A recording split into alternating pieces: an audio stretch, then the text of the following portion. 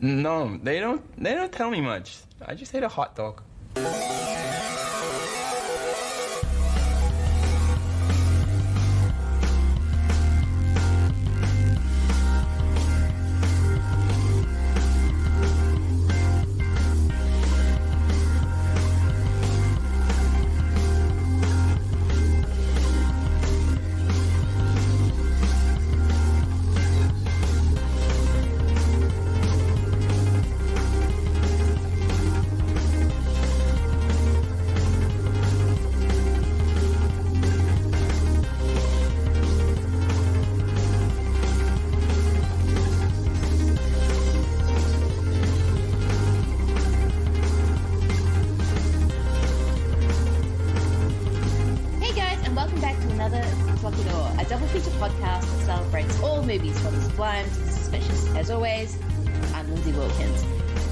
Still in Brian De Palma land, which this might be the last for a while, but we'll see how we go. But I'm really excited about this because we are dealing with maybe the ultimate split personality episode, and I'm really looking forward to it. We are doing M. Night Shyamalan's Split, and of course, Brian De Palma's Raising Cain. So for such an episode, of course, I had to have multiple first personalities. First personality is, of course, the host of Film Feast. He is, of course, the wonderful Matt Bledsloe. Hey, how's it going? Hey, Lindsay, how's it going? Thanks for having me back on. Talk more De Palma with you after our last body double. Yes. And oh God, what's the other movie? I want to say home movies, but it wasn't home movies. It was no, it was not. Rob Lowe. But I can't remember what it is. It's great. Sorry, I led you down that path. Yeah, our last De Palma. I'm excited to ask more De Palma. No. Yeah. Yes, and of course I've got another returning De Palma guest, and the third personality to be popping up, probably actually smoking a cigarette, much like Cain is right now. He does all the dirty work. No, he is, of course, the cinema drunkie himself, the host of You Could Have Been a Bloodfist Movie. It is, of course, the amazing Rob Antequera. Hey, how's it going? Hello, everybody. Yes. No, I feel like she got the heavy hitters from the De Palma series for this episode because, yes, Rob and I did talk Blowout and The Conversation. The Conversation's much more rememberable. Oh, my God, I'm losing words already. You remember it more than the James Spader Rob Lowe movie, which I'm still blanking on, by the way. I still don't know. I'm so sorry. I threw things off immediately with trying to bring that movie up. I'm going to figure it out in a minute. But that was, I'll tell you guys, you're both here. That's one of my favorite podcast episodes of the year. Yeah. That was a great podcast. That was because I think I had just watched The Conversation, I think for the first time. Yeah. So I was really in the mood to hear about it too. And I love Blowout's an all-timer for me too. So that was a fantastic episode. No, that was a great episode. I mean, Rob was just bringing so many things about The Conversation because that was the first time I had seen it that I didn't even think about. I think I just missed whole entire plot points. I'm like going, wait, what?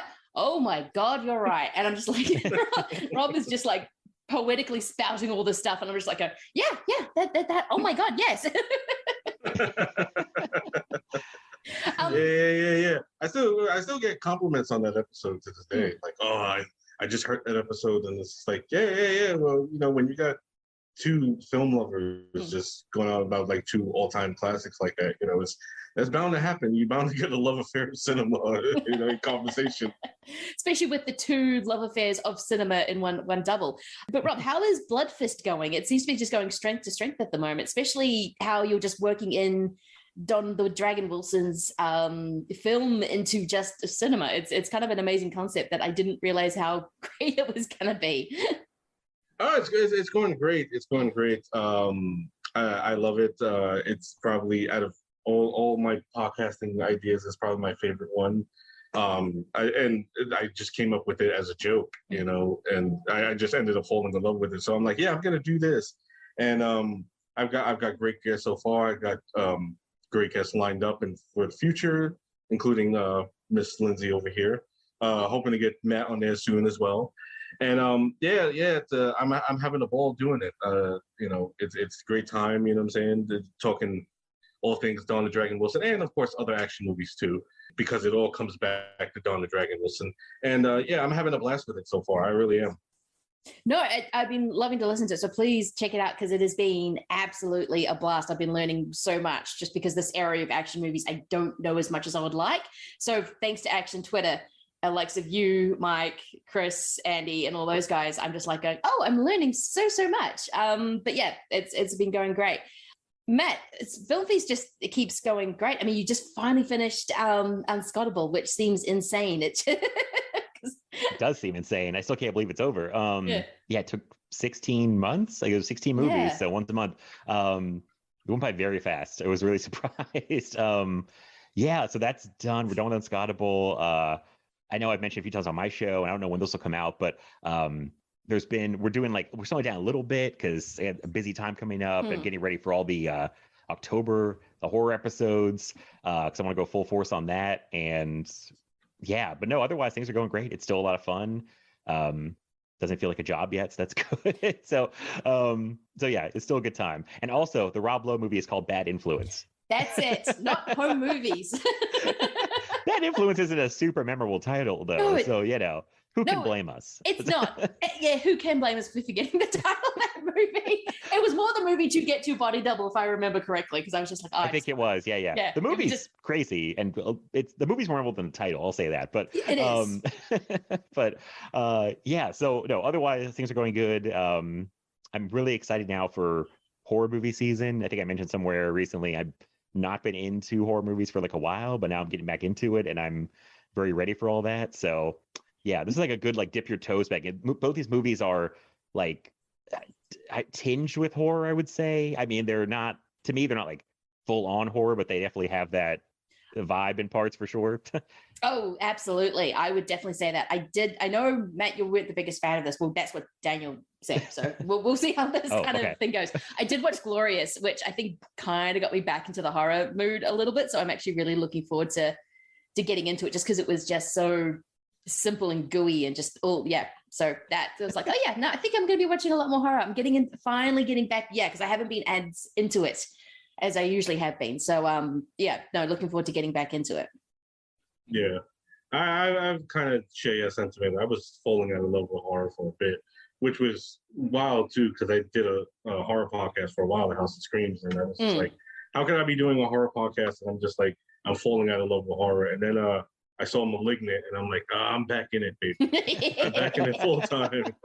And also, I talk a lot with my dear friend, my great friend Patrick Bartlett, and he's a major horror fan, so he keeps me on check with the horror love. So back into my love of horror. Yeah. Patrick Bartlett might be the ultimate horror fan. That he is. Yes. I love that guy. Yeah.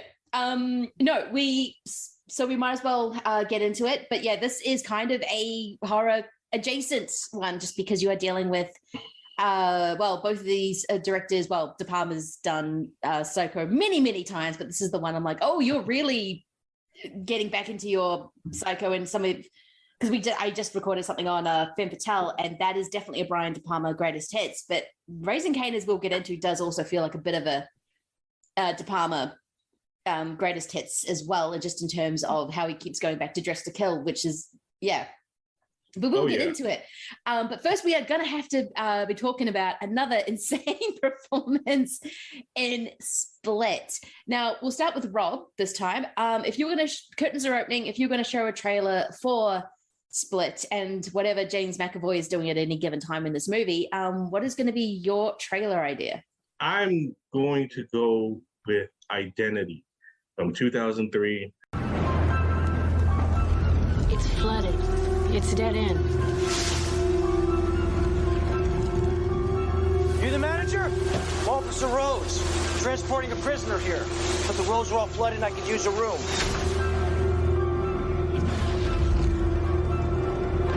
I don't think we can get out tonight. I'm not staying here. Are you out of your mind? There's no place else to go.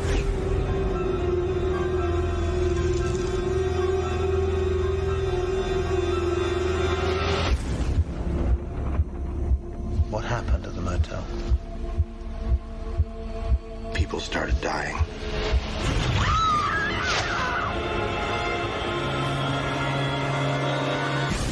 What's going on? Go in your room and lock your door. I mean, I'm kind of spoiling it by using it, but the incredibly great split personality psychological horror thriller. One like it really, I rewatched that not too long ago, and I was like, yeah, man, I forgot how great this movie was, and I love that movie so much. And then, of course, you have that great cast, which featured John Cusack and the late great Ray Liotta. Yes, it did. Yeah. And it was such a fantastic film. And I love it, and I think it was appropriate, considering the split personality thing. It's going to be 20 years old next year, so if you haven't seen it yet, I'm sorry that I'm spoiling an almost 20-year-old movie for you, but Identity is just a fantastic movie, and I couldn't think of a better one to choose. Oh my God, you're right, this movie's nearly 20 years old. That's terrifying. I watched this only just recently. I had the flu. So when you have the flu, you just kind of watch a whole bunch of movies, and that happened. I'm going to watch Identity again. And yeah, it's really, really good. I still don't know how, well, we haven't completely spoiled. There's still a couple more twists going on with the split identity. But no, it's just one of those amazing casts. I mean, John Cusack is great. Ray Liotta is amazing. Claire Duvall, Jake Busey kind of shows up for a little while. Rebecca De Mornay. Though I am freaking out that this movie is actually going to get is 20 years old next year. Because I went and saw this in the cinema when it came out.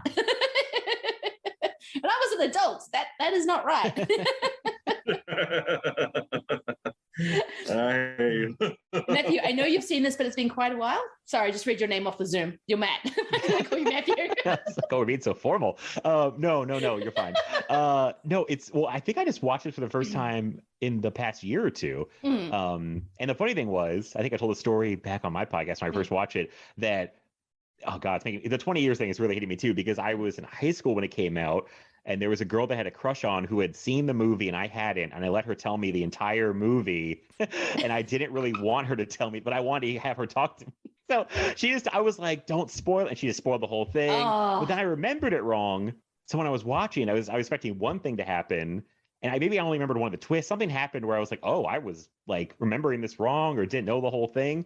So it still got me. I won't say what it was because I don't want to spoil anybody else. But like, that was kind of fun because I had thought it was one thing, it did something else. And yeah, it's a crazy movie. Like, there's a lot going on.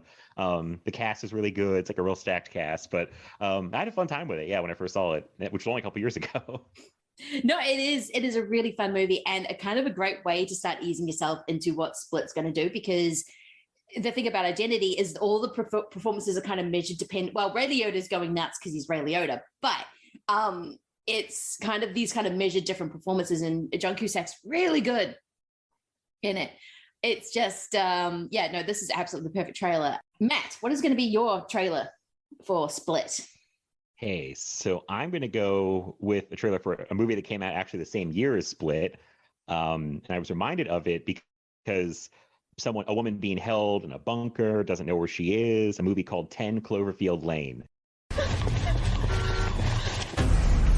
There's been an attack. I'm not sure yet if it's chemical or nuclear. Where are we? Underneath my farmhouse. Hey. Sorry about that. What happened to your arm? Were you trying to escape? I was trying to get in. There's a woman. She wants me to let her in. You can't help her! You're going to get all the guilt! What was that? Quiet. How do we get out of here? Is that how you thank me for saving your life? Let me go! I didn't even think of this one. It's awesome. I put, like I said, last minute, it hit me somehow. I was like, wait a minute, like the vibes are kind of similar. Like, I feel like just the fact that Mary Elizabeth Winstead is kind of being held in this underground area by John Goodman, and she doesn't really know what's going on. And like, he doesn't have split personalities, but I feel like he's kind of all over the place. Like, sometimes he's a little nicer, I think. Sometimes he's very scary. They seem similar in my mind for some reason. It made sense to me in my head. It's one of those things where it's like, I don't know why, this just makes sense. So yeah, 10 Cloverfield Lane was my pick. I thought they were kind of similar in some ways. They are. And John Goodman's performance. I mean, you always know John Goodman is a great actor. Like, you just watch anything he's done with the Coens. I mean, especially Barton Fink, Big Lebowski. Anytime he just shows up, he's incredible. But then you watch this movie and you're like, holy fuck, Goodman, you're terrifying. Which he is terrifying in Barton Fink. I mean, when he's standing in the hallway with the fire and stuff. Oh my God, yeah. It's kind of a reminder when Goodman wants to flex some muscle, how good he actually is. I got on such a Goodman high after that movie. I think I just watched all Goodman movies, and this is a movie that has, what's her name? Oh, she's really good as well in everything she is in. Though I have not seen Kate. Mary Elizabeth Winstead? Yes, Winstead, yes. The Queen. The Queen. And the Queen is in this movie as well. And I'm just like, fucking hell, Goodman. That is a really great trailer. Rob, did you see when it came out? No, I did not. I saw it later, and I enjoyed it quite a bit. Because I very much into like those home kind of thriller, like contained kind of thrillers. In like Panic Room is another one that comes to mind. That kind of thriller where it's just like self-contained, and yeah, like you have John Goodman in there, and I was laughing because you mentioned The Big Lebowski, and every time I hear The Big Lebowski, I always laugh because I think of his performance. Yeah. Particularly the ashes dumping scene by the cliffside. What the fuck was that shit about Vietnam? What the fuck does anything have to do with Vietnam? It's like, what the fuck are you talking about? My friends did not die face down in the mud. Well, if you think about it, no, it hasn't. Oh my God. And then, oh my God, yeah. Buscemi just going, I am the walrus in the back. That is my favorite scene. One of my favorite scenes of all time is when you've got Jesus doing his bowling thing to the Spanish version of Hotel California.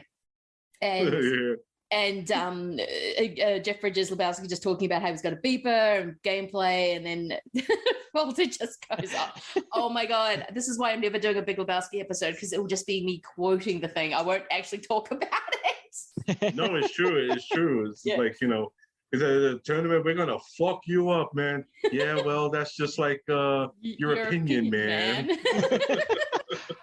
We talked about it on my show. We did like that Coen Brothers bracket thing, me and Hayden and Mark, and I think I told a story about how I don't remember ever, one of the hardest times I've ever laughed, like fell off someone's couch watching John Goodman smash up that car and just yelling, this is what happens when you fuck a stranger in the ass.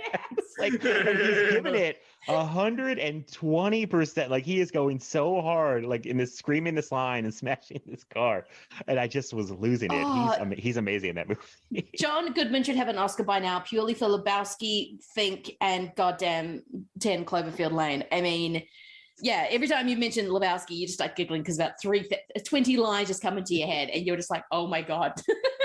No, like, yeah, like, like everything is just, you hear Lebowski and you just start thinking of the whole movie, and it's just like, I hate the fucking Eagles, man. Or my favorite line in the movie, like besides the whole ash dumping thing, is where him and Julianne Moore are watching the porn film. I can guess you can guess what happens next. He fixes the cable. It's just the fucking funniest shit. Like, yeah, I agree with you. Like, I don't think I could do an episode on Big Lebowski because it'd just be me laughing through the whole thing, just thinking about scenes from the movie. Yeah, and you're just reciting. Really want to, but yeah. Yeah, you really want to, but you just know it would. Good guys, sorry, so nice guys. Yeah. This is going to be me the whole episode. That's okay. I was like, wait, was there another movie? No, that's one of those movies too where I just quote it, and it's hard to talk about just like saying all the lines. So I get it. Yeah. It's a tough movie podcasting sometimes. It's like... Yeah, definitely. Like, just now thinking about it, it's like offer to work for them because I got to, the offer to show my dick because I got a big dick. See what I mean? Do what I mean? I don't want to see your dick. I don't want to see your dick. I don't want to see your dick, dude. I do think I can die. For $20, I already gave you. What am I saying? Well, look, what I do is very complicated. I am looking for Amelia, and I'm not looking for Amelia. Look, what I do is very complicated. Oh my god, that whole scene of when she's like, "Wait, if I pay you, can you punch my friend?" It's just. Yeah. And I know Rob and I have, I think, talked a little bit about doing possibly Walk Hard on Film Feast. Oh yeah. And I feel like that would devolve into just a quote fest, like, which I'd be okay with. But absolutely, because that's my all-time favorite comedy. So that's gonna be the task, like, to see if I can handle that one, because I love that movie so much. That I haven't seen that movie in ages, but that surprised me because I thought it was going to be really dumb, and then I'm watching it going, I'm just laughing so hard, and it's yeah. I thought the same thing, and then it was just like, I love this movie. The first time I saw it, I'm like, I'm in love. I'm in love with this movie. Well, I better I guess my trailer, which is actually a lot darker than the comedies. But I guess my trailer is going to be a spoiler for the end of Split. So sorry, this movie will be spoiling Split. But I'm going to go for a Bruce Willis movie. I am going 12 Monkeys from 1995. No license, no prints, no warrants. Well, he took on 5 cops like he was dusted to the eyeballs. What year is this? What year do you think it is? 1996. That's the future, James. Do you think you're living in the future? I am simply trying to gather information to help the people in the present trace the path of the virus. We're not in the present now. This is a place for crazy people. I'm not saying you're not mentally ill. For all I know, you're crazy as a loon. The army of the 12 monkeys, they're the ones that spread the virus. Monkeys. He's been living in a meticulously constructed fantasy world, and that world is starting to disintegrate. You haven't become addicted to that dying world? No, sir. He needs help. I think I'm crazy when people start dying next month. I don't belong here. You're here because of the system. I know some things that you don't know.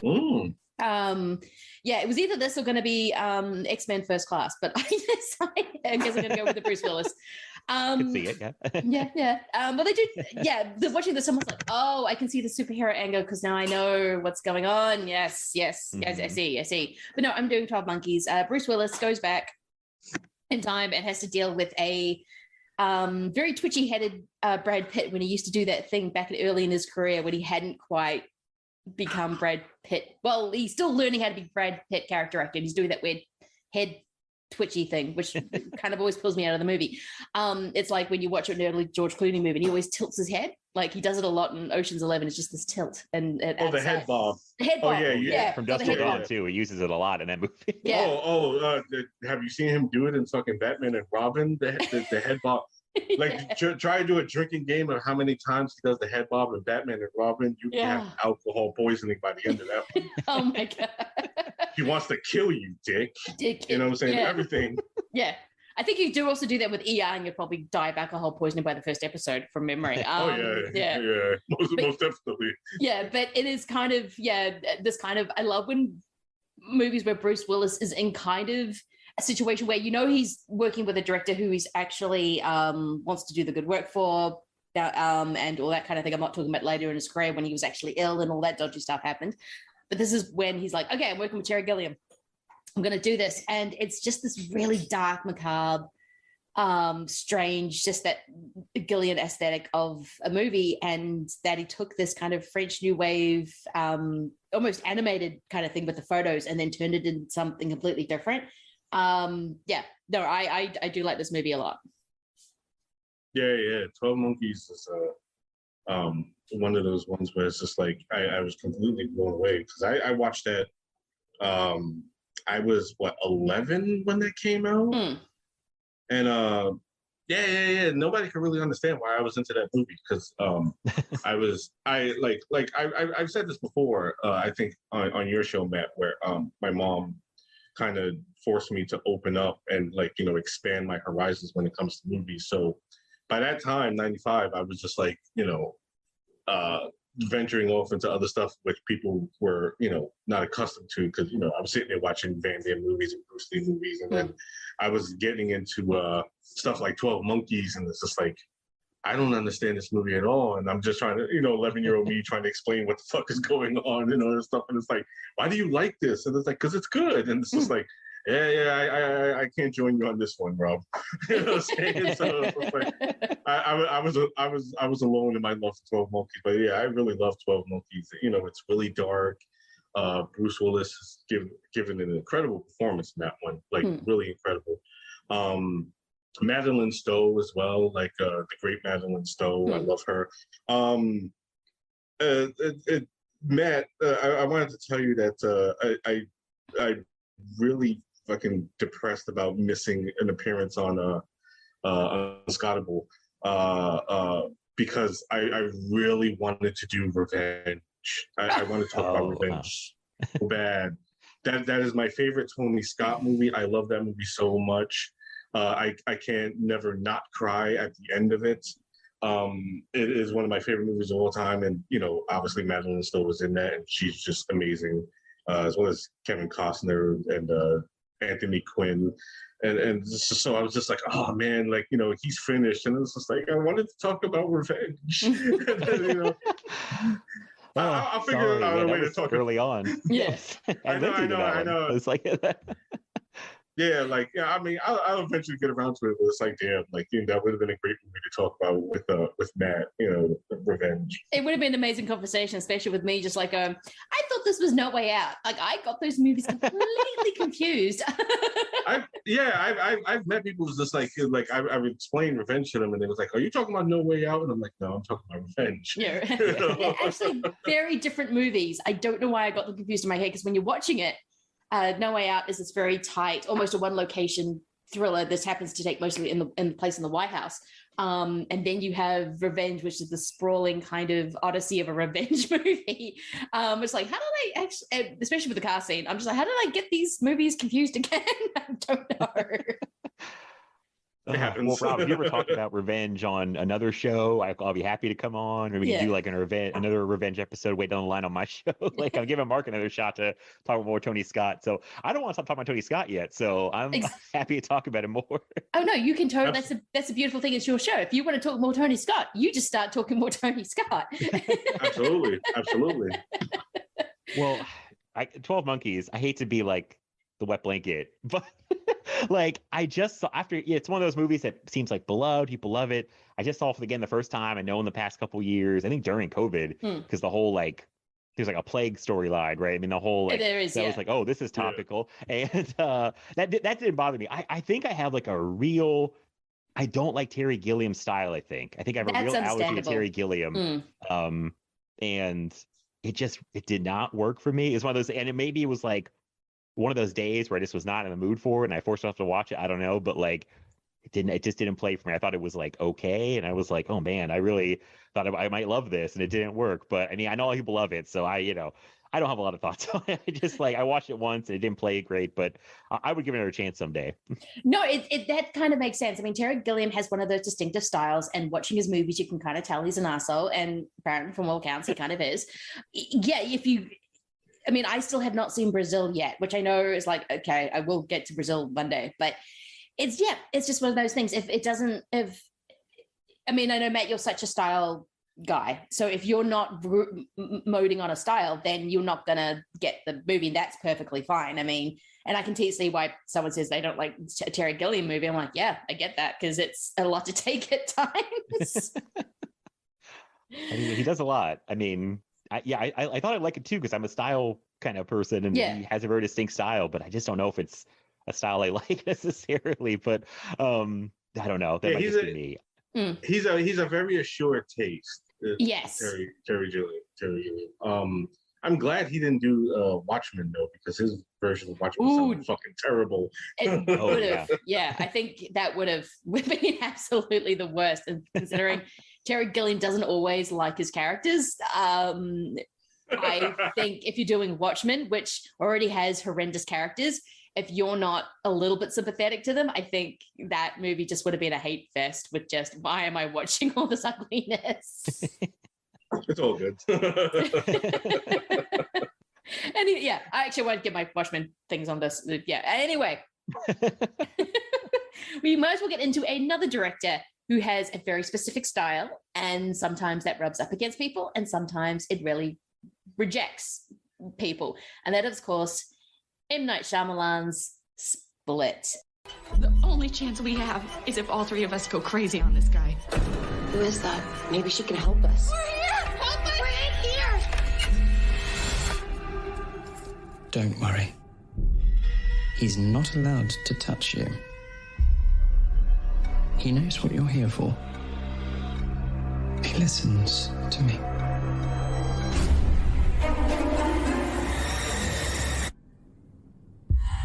My name's Hedwig.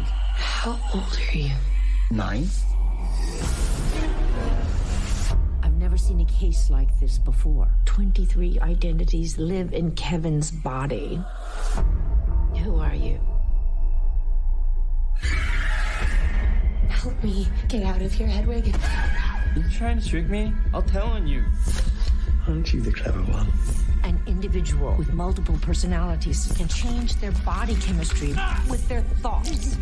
Someone's coming for you. Who's coming? The beast. Now I'm going to start with Rob because I got to. Well, you are a big Shyamalan fan, aren't you? I am. Because I know you love. I know you love people getting old on a beach. So. Oh yes, my favorite. The movie about the beach that makes you old. I like. Yes, I am still apologizing to my former panel member Candy for basically ruining an episode of The House That Screams because I could not stop talking about Old. We were talking about Prince of Darkness, but I had just seen Old, and I could not shut the fuck up about it. And she was genuinely pissed at me after the end of that, because we had guests on, and then I got them talking about Old and all this shit. It's like, we're supposed to be talking about John Carpenter here, and I was just like, no, but it's all about the beach that makes you old. so all about mid-sized sedan. Exactly. Oh yes. Yeah. Like me and Mac eventually did an episode of that. Like that. We basically changed up the structure from the Action Junkies to the Cinema Junkies, just so me and Mac can have an excuse to talk about Old, because that's how much we loved it. So yeah, but with Shyamalan, I don't love everything he's done, but I do love him as a filmmaker because he just, really goes out there, and I love filmmakers who do that. I love filmmakers who just like to go against the grain. And obviously he did that with Old specifically, but and The Visit, which was his film prior to Split, which kind of got him back on track because he hit that lull where it started with The Village, where like people liked The Village, but then again they didn't, and then Lady in the Water, which people was just like really didn't like. yeah, which was like, buddy, what the fuck are you doing here? And then what was it? The after? No, then it was like the last. No. It was The Last Airbender. He had so many. Yeah. There was like The Last Airbender, and then there was like After Earth with Will Smith. Shoot, the one with the wind. What was that called? That's The Happening. Oh, The Happening. Yeah. I don't hate The Happening. I kind of like The Happening because it's just so goddamn weird. Yeah, it is. With I can't get on board with The Happening. I'm sorry. I know Mark and Hayden, I think, love The Happening. Oh, they would. Recently, I was that like, movie. Yeah, guys, I can't get on board with The Happening. Like, I don't think the comedy.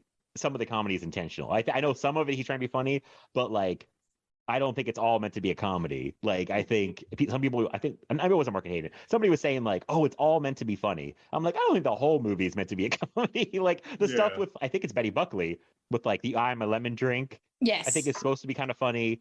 I guess Mark Wahlberg talking to a fake plant is supposed to be. It's meant to be kind of funny. I mean, it's funny. I don't know if it's supposed to. Like, I laughed my ass off in the theater. It's like, hey, plant, what are you doing? We're not going to hurt you.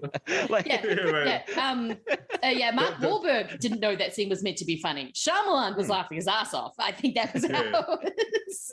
Yeah. Don't forget the hot dog guy. You guys like hot dogs, right?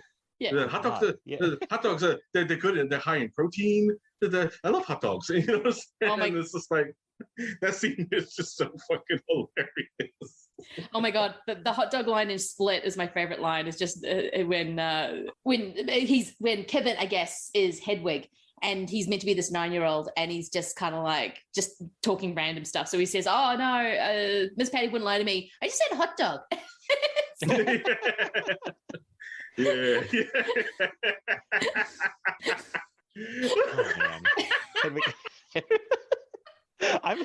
laughing because both of you are laughing. So I'm laughing at Rob because he just No, this is contagious. yeah. This is a domino effect. Yeah. No, because I get it, but like I'm also picturing McAvoy saying that I just had a hot dog. Is that hot dog? Hedwig is the best. Hedwig is the absolute best. I mean, when we get into Lithgow's little boy, I'm just like, no. You need to be learning from what McAvoy did with his little boy, because his little boy is the best. Oh my God, he's not a real little boy at all. But the fact that he just just talks these random shit, I'm like, that is absolutely what a kid would do with a short attention span.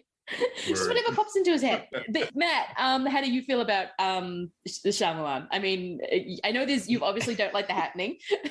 Yes, I made that clear. You can't get on board with what's his name? Wahlberg talking to plants. Yeah. Say hello to your mother for me.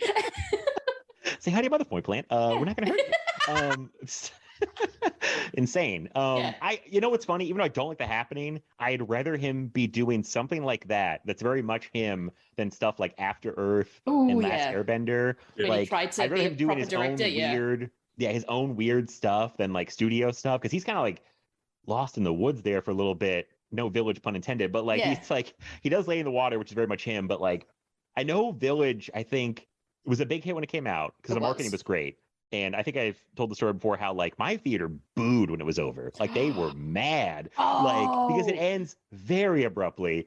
I actually just caught the end on TV the other day, and I forgot even how abruptly it ends with like, not like there's no resolution, but you're kind of like, huh? I thought it'd be like another couple scenes, but and I think people got getting a little sick of him. Laying the Water, I think people kind of had enough, and then The Happening, like I think broke most people, and then he's doing Last Airbender and After Earth. And like, I'm like, he's done. His career's over. But then he comes back with The Visit, which I had a great time in the theater, and it made a ton of money because it cost nothing to make. And he's been back ever since, because like Split made a ton of money. Glass made a ton of money. They made more than I thought they did. I was like, oh my God, these movies were huge hits. Old did pretty good considering it came out like still when COVID was going on, you know? So, and I'm really excited for his next movie, like the Knock on the Door, Knock on the Cabin, something like that. Knock at the Cabin. Yeah, Knock at the Cabin. Yeah, no, it's. I think people have accepted him now a little bit. Like I know when Glass came out, it was not what people expected. They're like, but I thought we were going to get like a big superhero movie. And it's like, no, this is an M. Night Shyamalan movie. You're not. But now I think people know that. Yes, I know that they have an issue with the twist and old, but I'm like, well, what else is it gonna? Yes, would it have been better if it was just The Beach Makes You Old and that was it? But at the same time, I think people are now just more accepting of what M. Night Shyamalan is going to make. They're just like, oh yeah, it's an M. Night Shyamalan movie. Right. And when he hits, I think he hits amazingly. Like Sixth Sense, Unbreakable, that's like home run stuff. But then when he misses, it's like, it can be real bad for me. So it's like, it's real feast or famine. Yeah. Oh yeah. When he hits, he hits, but when he misses, he really fucking misses. Yes, and I think really fucking misses. Yeah, and I think you got to realize when he's making The Happening, Lady in the Water, and even The Village, I think he was probably it's a documentary, not a book that they wrote when he was making Lady in the Water, or was a fake documentary when, even though I think he's hamming it up, I'm like, oh, you might believe your own bullshit about what everyone's been telling you. Yeah. Like if you don't get Lady in the Water, you're not watching the movie right. It's like. No, I think there's something, whether that was as persona he was putting on, I think there was a little bit that believed it. So when he had to go back and make The Visit, which I think he's put a lot of his own money to all the movies that he's made. Like he just keeps mortgaging his house. He's like freaking Cassavetes.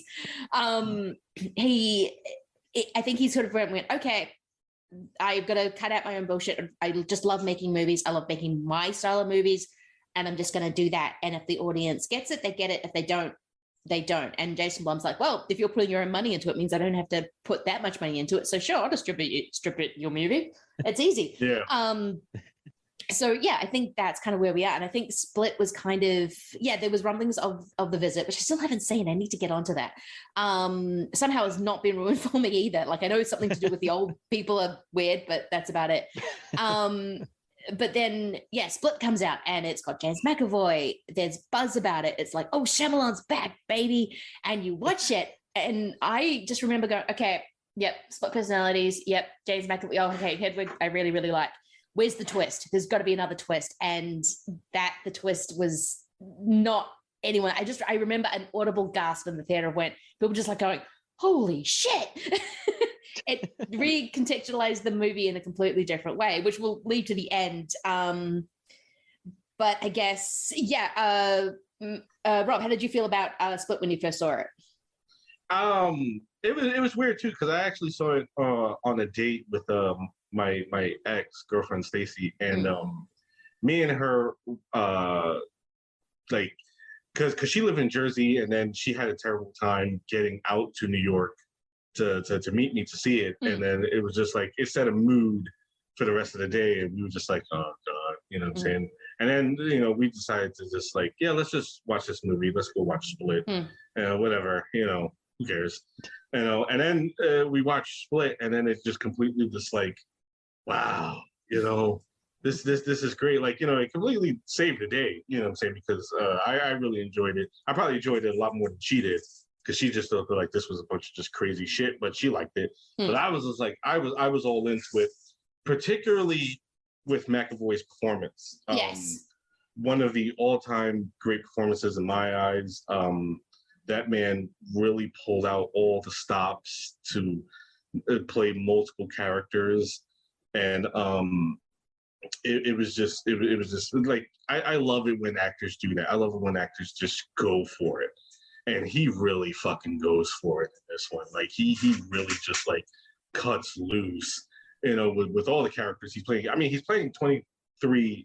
I mean, his character has 23 distinct personalities, but we only see like a couple of them. And even that, like, they're so distinct from each other, where it's just like, they're not blending into each other at all. It's just like, it's wonderful. And Anya Taylor-Joy is amazing in it, playing this character who's obviously been through some trauma, so like she's kind of like the knowledgeable one in the situation, where like the other two girls are scared and they don't know what to do, and they try to do anything, and she's just like, you got to play this right, because any wrong move could lead to all of us getting fucked up. And the two of them, like, have gone back and forth with each other is fantastic. And Betty Buckley is great, and it's just I really love the movie. The score too really sat with me, where it's like the second I was out of the theater, I was looking for the score on my phone, so I could listen to it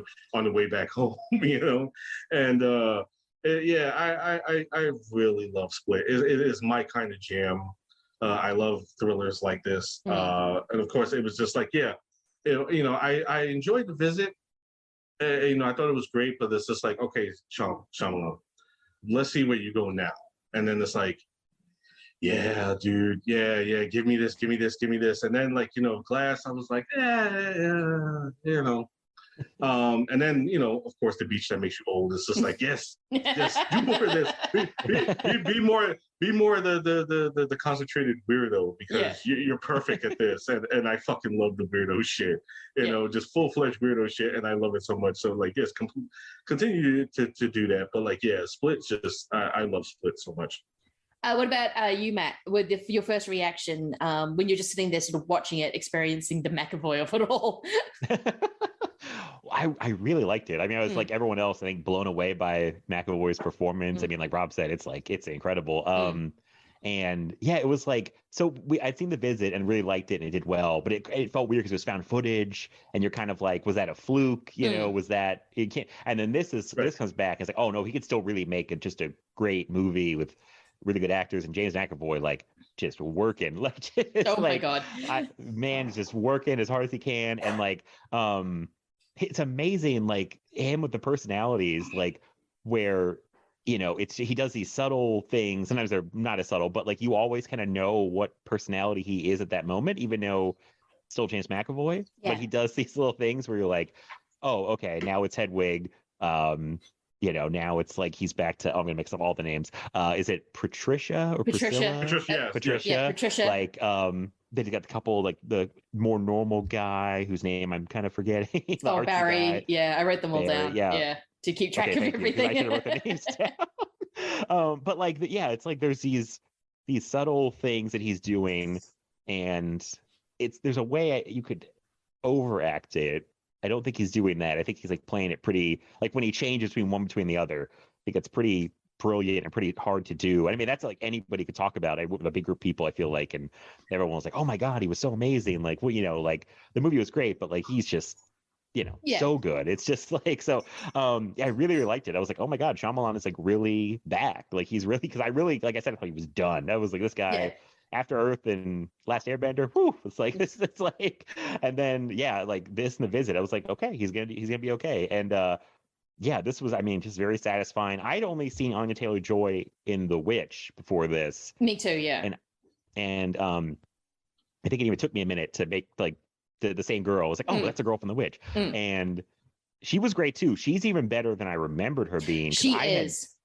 I had forgotten. I mean, Shane McAvoy kind of takes all the attention, but it's like for good reason. But like, I had forgotten like all her traumatic past stuff when that started happening. I was like, oh my god, I forgot about this. And it's rough stuff. The movie does a good job.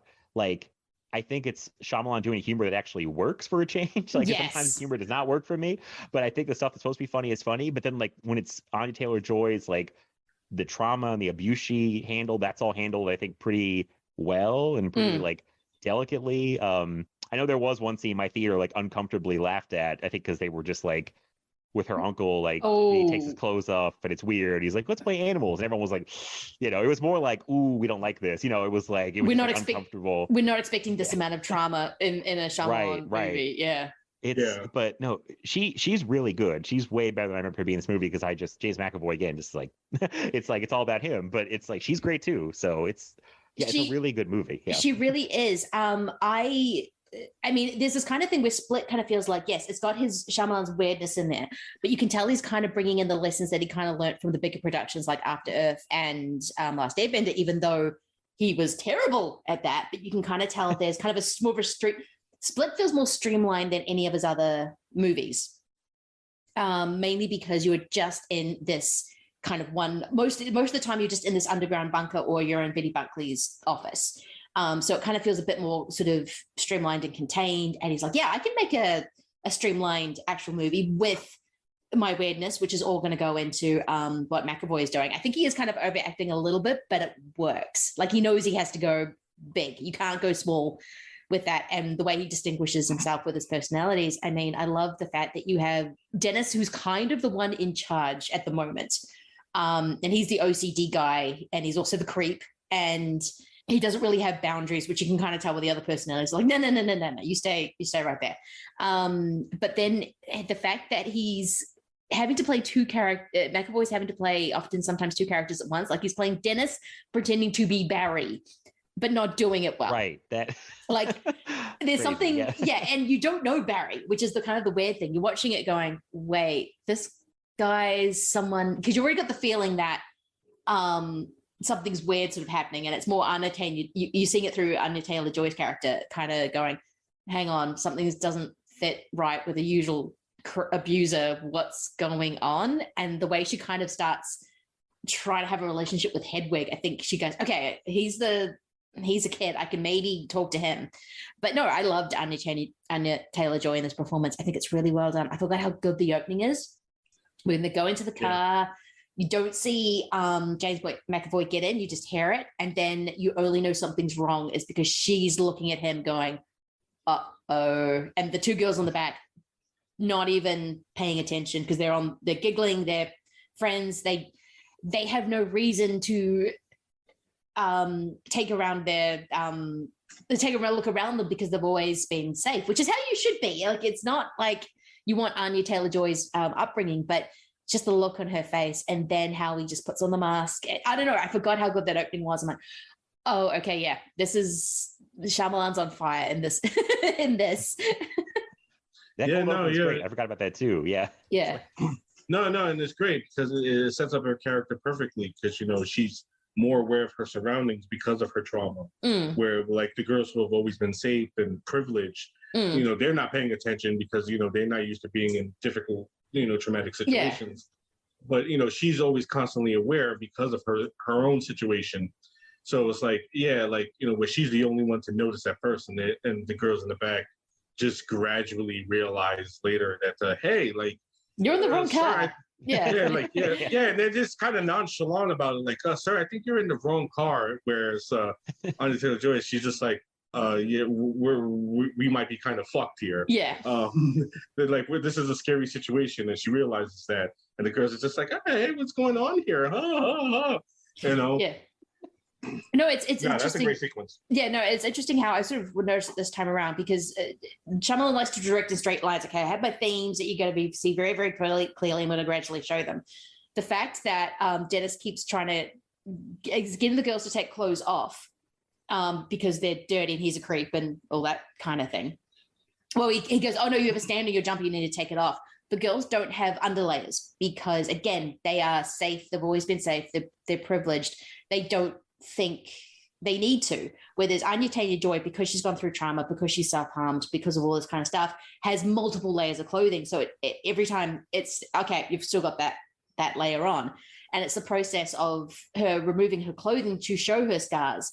That is the ultimate kind of payoff at the end. And I was just like going, oh, yeah, that's interesting. I mean, it's not just girls on their underwear. It's literally going, oh, you felt safe enough just to wear one layer of clothing. It's a very dark sentiment. I just realized how dark it was when I was watching it. I hadn't even thought about that until you said it. Yeah. That's another layer of like thinking about her being through trauma the other girls hadn't, and her kind of covering up more and just like protecting herself. And you get it right away too, because I think he's about to take Haley Lou Richardson away, and she grabs her and is like, pee on yourself, and you're like, oh, this girl has been through something, because that's not like advice you just, I feel like most people wouldn't think of that. I guess I don't know, I'm a guy, but it's like I feel like when she throws that information out to her, it's like, oh, okay, her character has been something's happened in her past, basically. Yes. You get that right away. Yeah, that she's instantly going survival skills, like, and that's the first thing she does when they're in the room and the other two girls are pretty much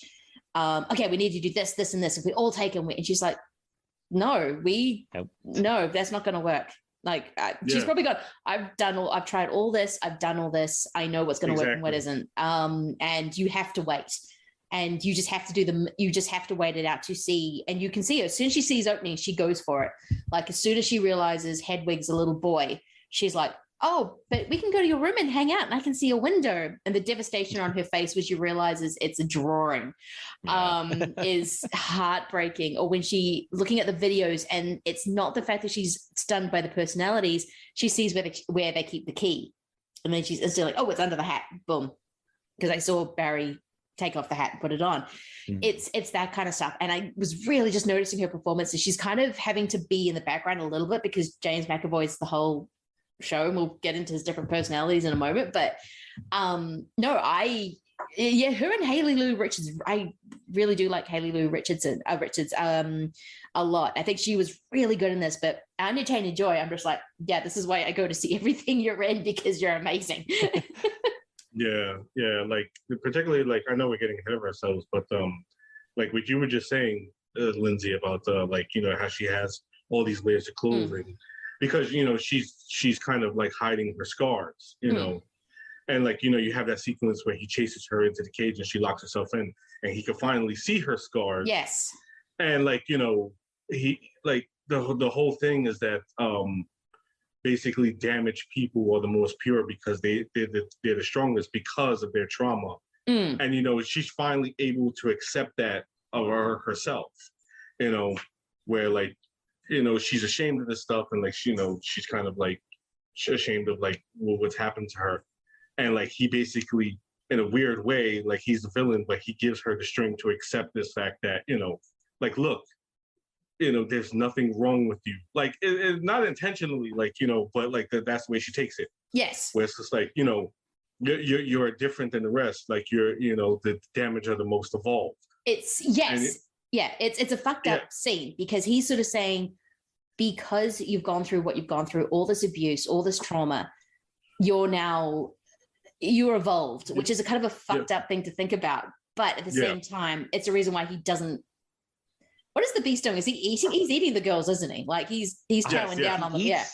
Yeah, I know. I'd forgotten that. Yeah. that I know he's eating Haley Richardson. Like she finds him, like she's like on her side. And I have a question for you guys. I missed what happened to the other girl's names, Marcia, Jessica, Sula. Yeah. What happens to her? Did I miss the scene? What happens? What's her?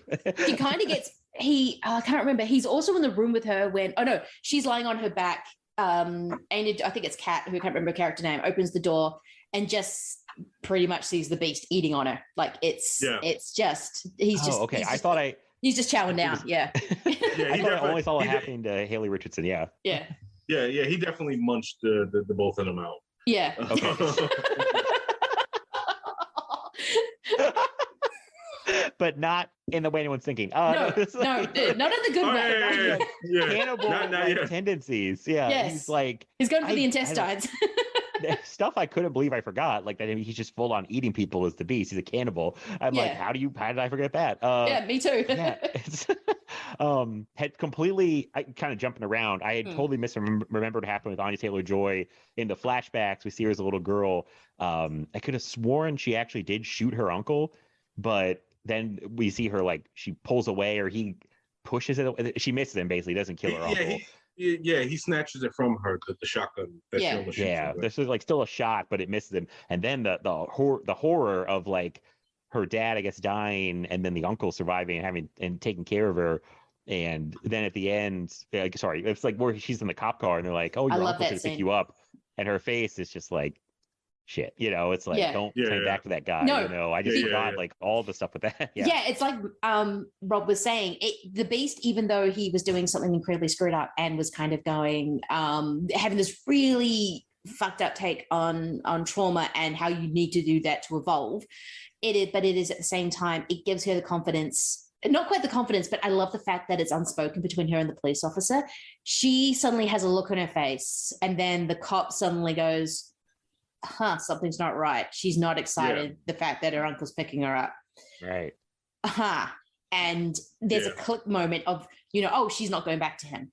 She's going to have to put her faith in that cop, and she's going to have to do the right thing. And then you find out in Glass that yes, this is what happened. But I love that moment and how, because I kept remembering, she says something. She says, I don't want to go back to him, but no, she doesn't. And it's the cop who just clicks and going, yeah, this isn't a normal reaction to going through trauma and finding out your guardian is here to pick you up. This is not a no-case situation.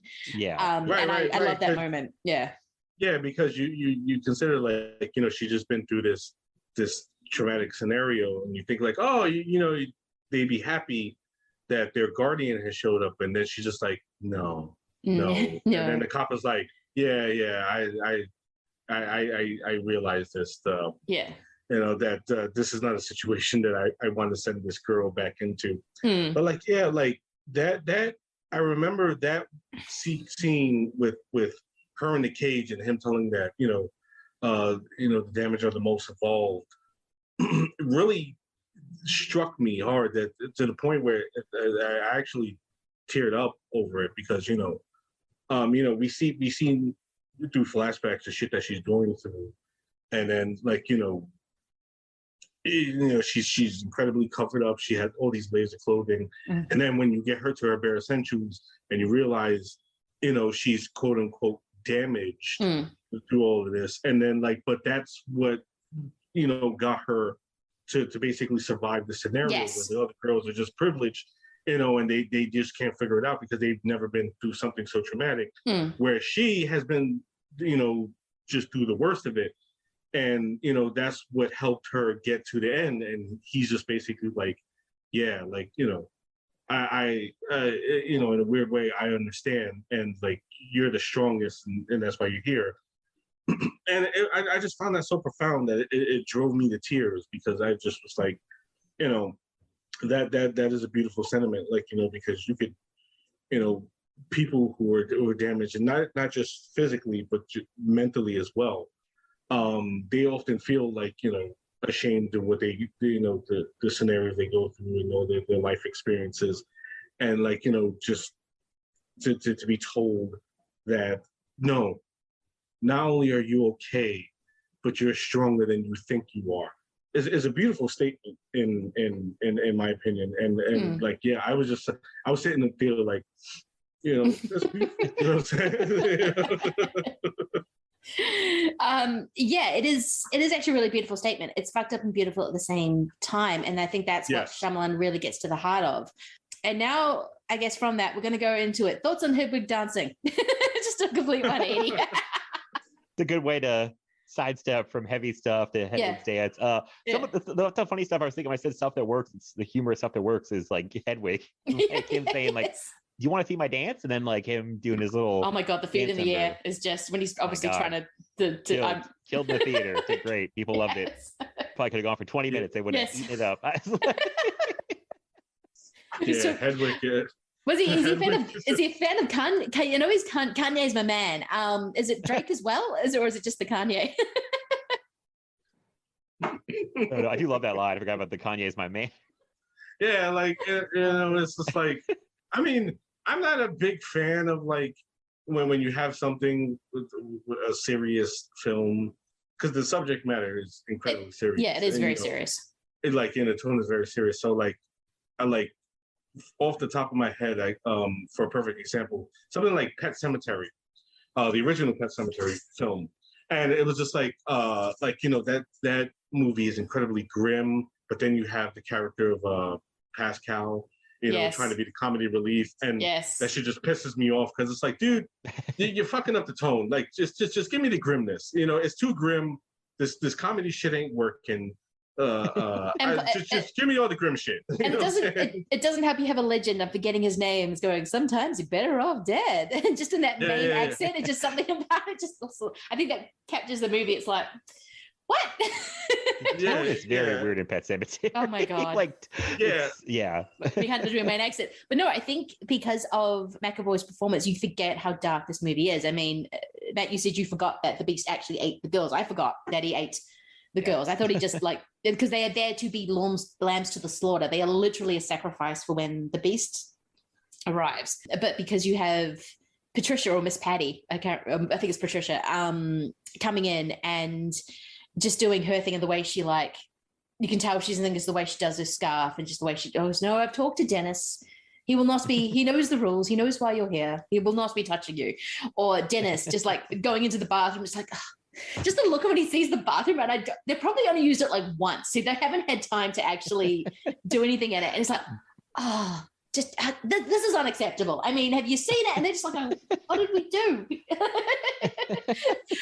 Yeah.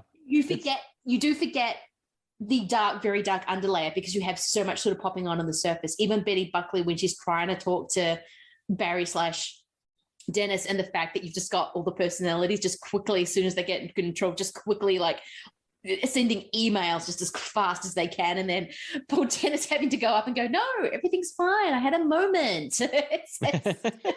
There is a lot of humor in it, and I think it does work because I think it works for this movie, having the humor and the darkness next to each other.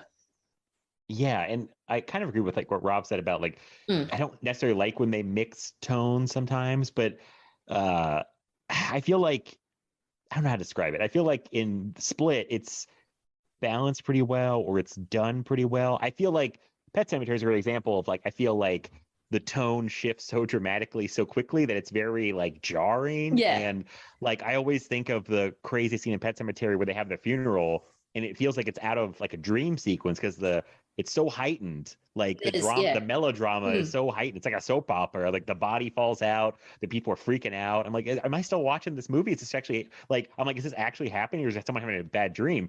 But I feel like Split, like, well, first of all, it always helps when the humor actually is funny. Yes. That's been the problem with me for a few Shyamalan things. Like he thinks stuff's really funny, and I'm like, I don't know. But like, I think it works here, probably because McAvoy's really committed to it, because he's the one who's saddled with most of the funny stuff. I just feel like it's a good balancing act. Like I said, like when he's doing the Anya Taylor-Joy flashback type stuff, that's never played for laughs intentionally. Nope. And then you kind of go back to the Hedwig stuff, which is supposed to be funny, and like it works for I think for the most part. But like I just feel like he's good at shifting this, which he sometimes is not to me. But like, I don't know, it's a tight rope walk to do, but I feel like he pulls it off in Split, which is one reason I like it so much. Yes, because he often will fall off the tightrope, and sometimes I find that interesting, especially in The Happening, when I'm like going, I don't and everything Zooey Deschanel's doing, I don't think is meant to be funny, but I find it really funny. But there are some really dark moments in the happening where I'm just like, oh, because I watched it at the beginning of the pandemic. I'm like, oh, this feels very, very familiar. But yeah, Split is when the humor hits, and it's all McAvoy.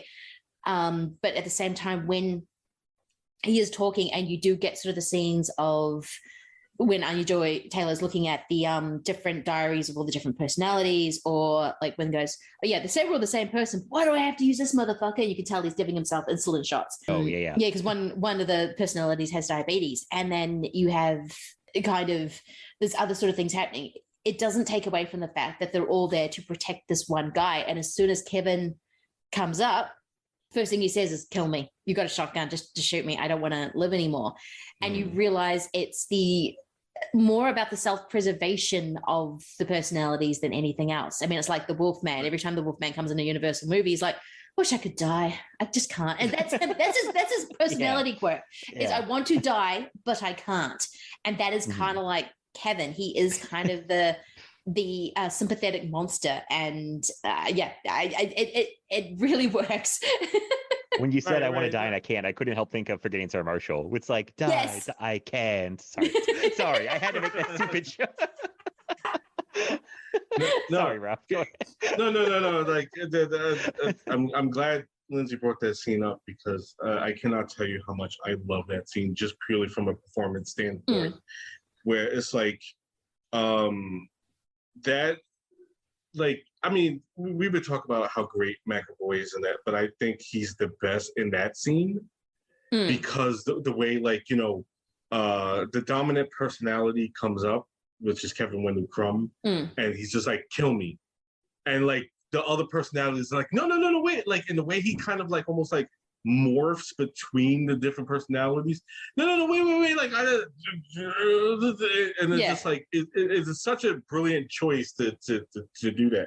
It's almost like a physical version of like at the end of Terminator 2, when after the T-1000 has fallen into the molten lava, and like he's morphing between the different physical characters he's portrayed. It's almost like McAvoy is doing like the physical, like acting performance version of that. And I was just like, I love when, like I said, I love when performers go for it, but like I was just stunned and in awe watching him do that, where he was just going from different personality to personality, and just one fell swoop, like to the point where I was trying to explain it to my dad after I saw it, and he couldn't understand what the fuck I was talking about. I was like, yo, Pop, no, it's great. And he was like, well, how did they do that with special effects? No, he just did that with acting. Yeah. And he was like, but how? And it's just like, you got to see it, Pop. Like, you know what I'm saying? Like, I'm trying to explain it to you, and I don't have the energy because you clearly don't get it.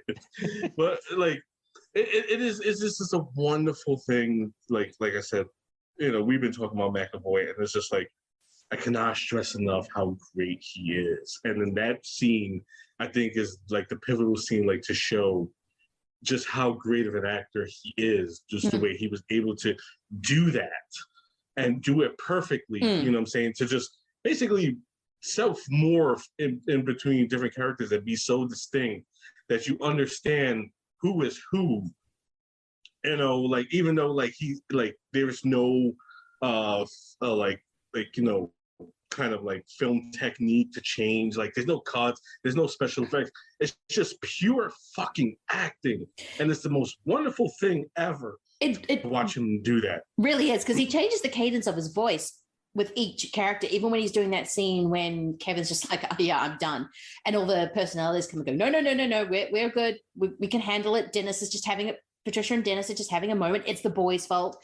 But when he's that guy who's like talking in like the histrionics is like the horde of the Afghan thingy, and then he's sort of saying you can tell each sort of personality. But what I kind of loved about when Shyamalan's dealing with it is that you don't see him change until I think it's Dennis goes into the train, because I was sort of like realizing, oh, you don't see him change clothing. He's just coming into the room and he's just a different personality, whether he's dressed like Patricia or whether he's dressed like Hedwig and he's on his knees because he's obviously shorter.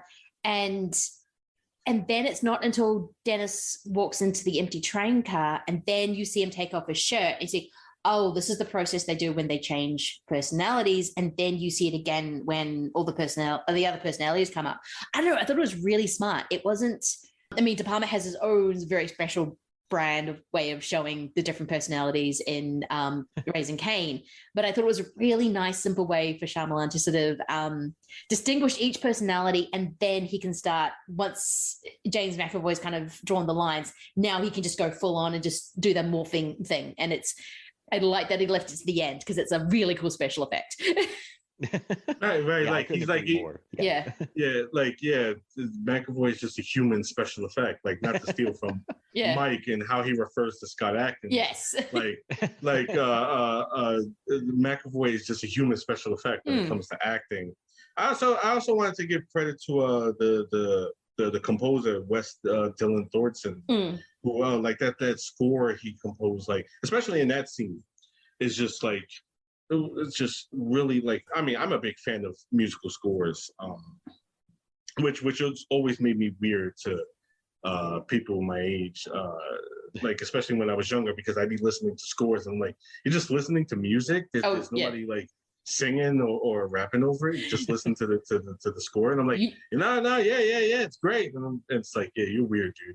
Yeah, you need to watch the Ennio documentary that I think might be out very soon. Yeah. But like, I just wanted to give a shout out to him because his score is amazing. It is very especially good. Especially in that scene, like the title track for that is actually Kevin Wendell Crumb, and I love the fact that because I rewatched Split last night for the purposes of this discussion, and the main menu is that track right there, and it's just like, oh yes, it's so beautiful. I just love that, like, kind of like the thing, and it's just like, yeah.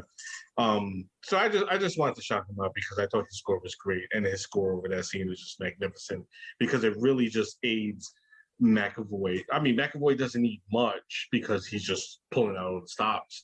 But like the fact that, like, the score is so beautiful and it goes perfectly along with everything that he's doing in that scene is just like such a glorious thing. No, it's amazing. I think people forget the range that James McAvoy has because he is now Dr. X, which is a very specific Professor X. Oh my God. Yes, yeah. Let me help you, Lindsay, because I don't want comic book nerds coming after you for that. Professor X. I didn't want to step in, but yeah, I was like, oh no, Lindsay, the nerds are going to come for you. Watch out. Oh, they will. Yeah. What did I say? You said Dr. X. No. Please, he's a professor. Please. Right. Like you. Oh my God, I'm totally went for 1933 Michael Curtiz movie. No, Lindsay, you're perfectly fine with us, but the nerds would hear this and like, how dare she? Oh, I know. How dare she get Professor X's name wrong? I only correct people when I think they're going to get shit for it. So it's good that you stepped in, Rob. I'm like, oh, I got to stop you. It's like, that can cause problems. Yeah. Oh, no. How dare this woman try to talk comic books? Yes, he is Professor X. And yeah, I think people forget that he has such a range. I mean, one of the few people who adore it too, and he is deranged in that movie. And I think he does have a lot of range. I think he can play multiple things. I mean, people forget that he was I think it's the faun in like Chronicles of Narnia, and he's deranged in that. Like, he's actually quite a deranged actor, and I think it's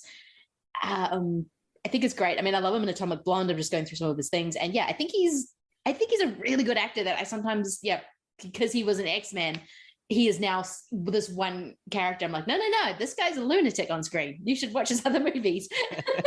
No, I think he's fine though, because now Disney has control of the X-Men franchise, and they're gonna eventually do an X-Men film, and he's just like, yeah, whatever, do whatever the fuck you want. I don't care. You know what I'm saying? I don't have to shave my head anymore. Yeah. I don't give a shit. Whatever. No, anything else you want to say about Split? I think I didn't write as many notes because every time I watch this movie, I just get very much invested in it. Maybe watching it though, I kind of felt like Betty Buckley got kind of stuck with all the exposition. She has some amazing lines. I think there's one line about when she's talking to Shyamalan about this, your lovingly microwaved chicken wings. It's a gorgeous line. Yeah, that's a weird scene. Shyamalan puts himself in the movie as he tends to do. Always a weird scene when he's in it. Himself that scene where she's like commenting on the food he's eating. I'm like, this is random, but I don't know. It's kind of fun. Like it's just weird. About Hooters. Collusion of man of chicken wings and close bosoms, something like that. Very weird. Betty Buckley, I was thinking, especially near the beginning, like I think I have like a little thing in my brain that goes off when I'm like exposition dump. Like I'm like, but I know that really bothers some people, but it doesn't bother me as much. I just like, I know it's sometimes a thing you just have to do, like, and I mean, the rest of the movie is still good. It's like, but yeah, she does get stuck with a lot of exposition and pretty quickly. That's a little clunky, I think. But if I had to criticize something, but you got to do what you got to do. There's a lot going on. You got to explain it somehow. And I had to keep reminding myself that I said, why are you telling him all this? He knows this. Wait, no, he's not Barry. That's what I was thinking too. Yeah, no, wait. She's actually doing this because she knows that it's not Barry. So she has to kind of repeat herself. But at the same time, I'm like, it does feel a little clunky because Shyamalan does love a good exposition dump and he always gives it to one character and it just happens to be, she does well. I mean, she delivers it well, but I'm like, Betty Buckley, you got the exposition dump. Yeah, I mean, I guess you're right. There's a reason for it because she's explaining it to, which personality she explains? Dennis, okay. Yeah. So there's a little bit of reason, but it's like, you got to do it. The chicken wing scene is weird with Shyamalan. I'm like, that's his random cameo he put in for himself. Yeah. I do love a Shyamalan cameo, but they're always weird.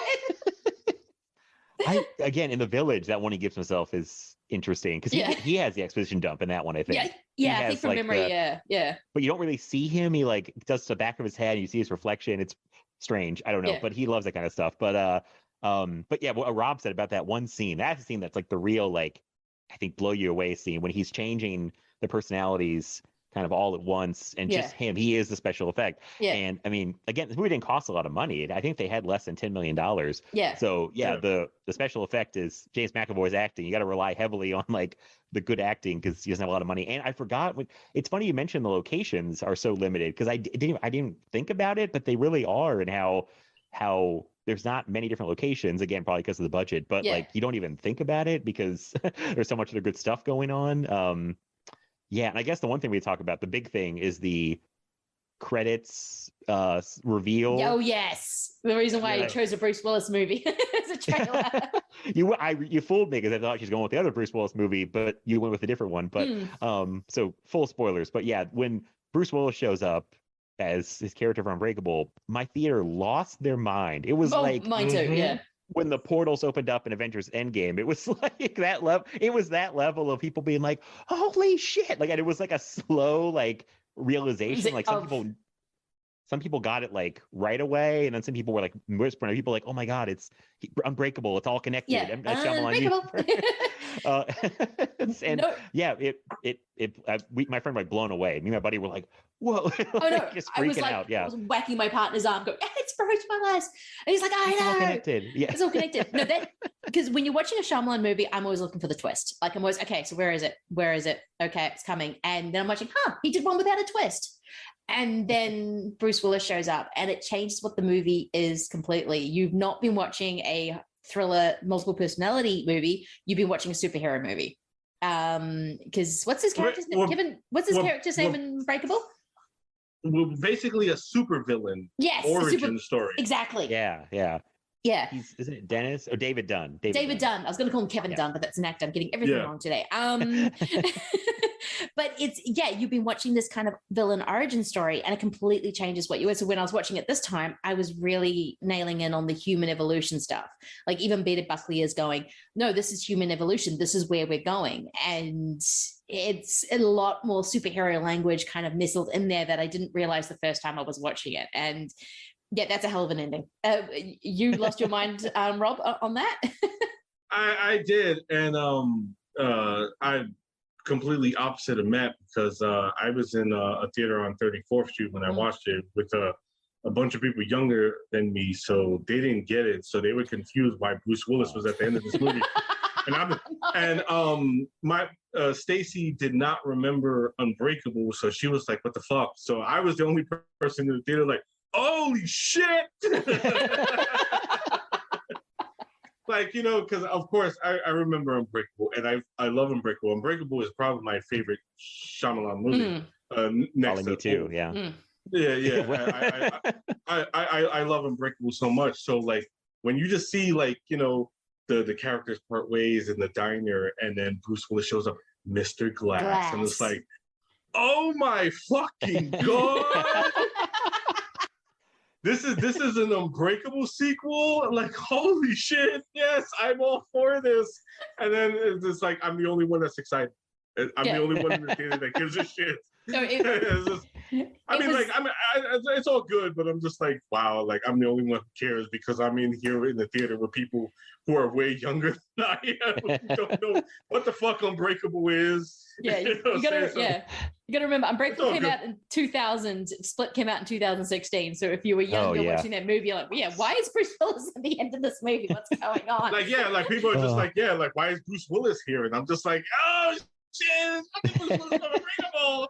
We all turned to Leonardo DiCaprio in Once Upon a Time in Hollywood. We're all. I was in the theater doing the meme like, sequel to Unbreakable, and everybody's just like, what the fuck is happening? Yeah. I'm just like, man. I need to get the fuck out of here because now I feel old. I spent I took a trip to the beach that makes me old, and now I'm older than everybody in this motherfucker. Look, we are all the people who went to the beach that makes you old. For some reason, you're just turning around and suddenly identity's 20 years old, and you're like, when did that happen? Right.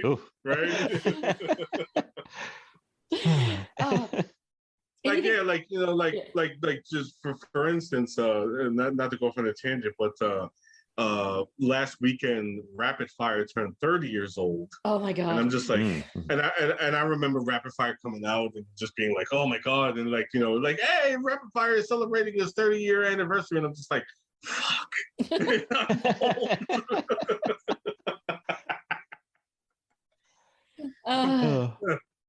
It is what it is. It is what it is. Like, I have this kid at work who'll just say something about some new pop band, and I'm just looking at it going, I don't know what that is. I'm now officially too old. Oh, God. Say something, what's that? I'm like, oh, no. No. I experience that. I experience that all the time. My nephew, who's 15, and he'd be sitting there talking about like all these artists he listened to, and I'm like, who? I don't know who the fuck you're talking about here, buddy. I was gonna say, at least we have younger people in the group like Daniel and Preston, but like they talk about really old movies, so I forget they're as young as they are. I don't feel as bad. They're not talking about something that makes me feel super old, so it's good. This is true, but we do. I love the fact that the two younger members of the group are the biggest classic movie fans, and they're the ones that kind of watch. Like,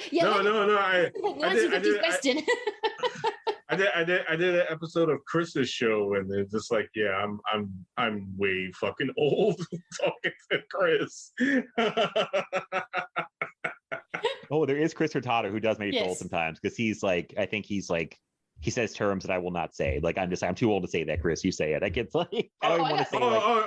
You mean how every film is mid? Yeah, my God. Everything's mid. I'm like, I don't even say mid. I have a friend who's older than me who starts saying mid. I'm like, I don't think you say that word, man. It's a little too young for you. Yeah. I say mid sometimes myself, but Chris takes it to another level, to the point where I was telling Mike how I just recorded with Chris, and like, how many movies did he call mid? Oh. All of them except Rugrats, and all movies are mid to Chris except Rugrats in Paris. Well, that was on an orange Chris. VHS tape, so it's much cooler. No, we all love Chris. It's just fun to be like. We love, yes. Oh no, Chris is the best. Chris is the best. I love Chris. I love Chris. I know, but I know he says mid a lot, just annoyed Daniel, especially when he goes, Malignant is mid, and you could just see the steam kind of out of Daniel's ears. And Mitch too. Oh my God, I feel like his goal is just to like send Mitch and Daniel into like just have like a fit. Like, I feel like that's like his goal. Like, yeah, pretty much. That is his main goal. It's how he gets his bread, is just to like send Daniel and Mitch into an early grave of just stroke. Oh man. Chris, we love you. You're the best. I can't. I love us. I love our friends. Yes, our friends are awesome. Anything else you want to say about Split before we go on to probably the main event? I think we've covered everything. Especially McAvoy.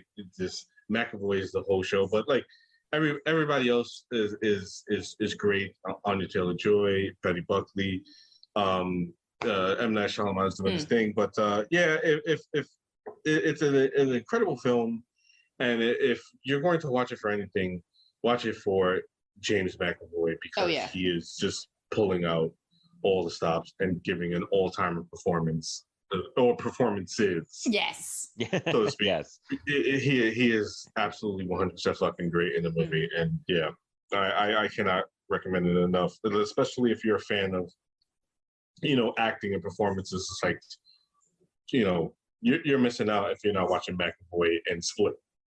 Yeah. Yeah, I can't think of anything else except I could not find my Blu-ray of this, so I had to pay to rent it on Amazon Prime. And a fun thing they did on there, they have like the X-ray credits where you pause it or something, and like the who's in the scene pops up.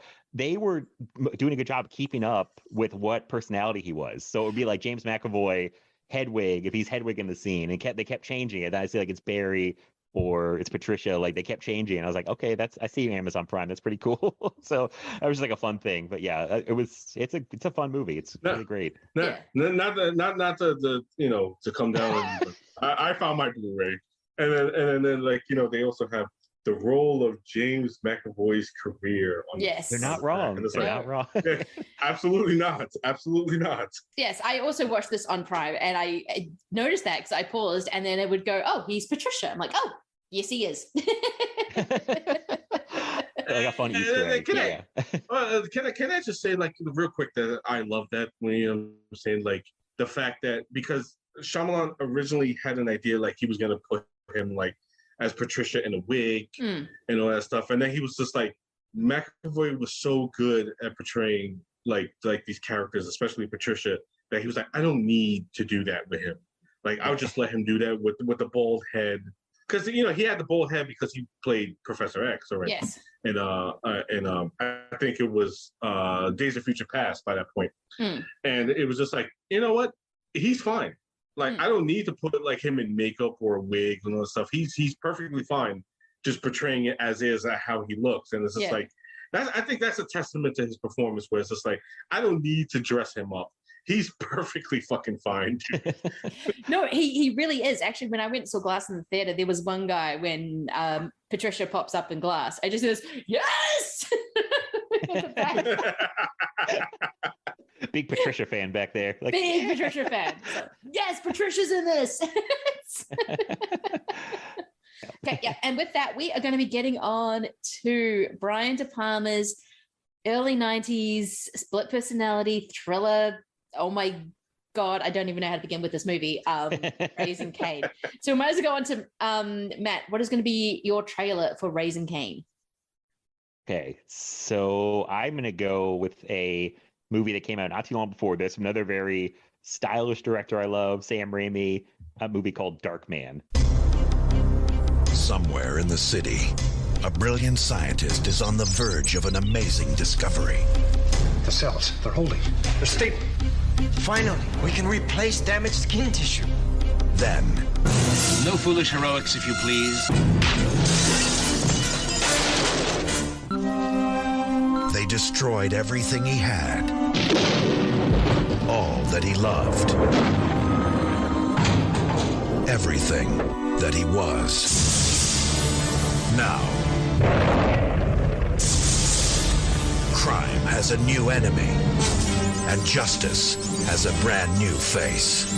I was afraid that you wouldn't want me anymore. Of course I still want you. The good news is that I know who's behind our little troubles of late. Finish it. Didn't even think. Came to me again. everyone keeps picking this movie, and I don't think of it, and it's my favorite Raimi movie. I'm upset.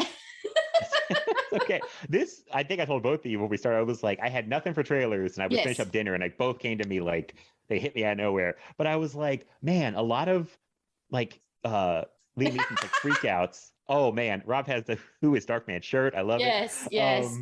Like his freakouts remind me so much of like some of John Lithgow's freakouts and Raising Cain, and like how just so stylized both movies are from two guys who are known for their style. And that was basically a connection. Just like the way that they're both kind of shot so crazy and like over the top, and the both actors just like really going for it with Liam Neeson and John Lithgow. And that was basically the only connection I had. It was just like two really fun, crazy performances. And of course, Darkman, he's playing different people at different times, all that stuff. So Darkman.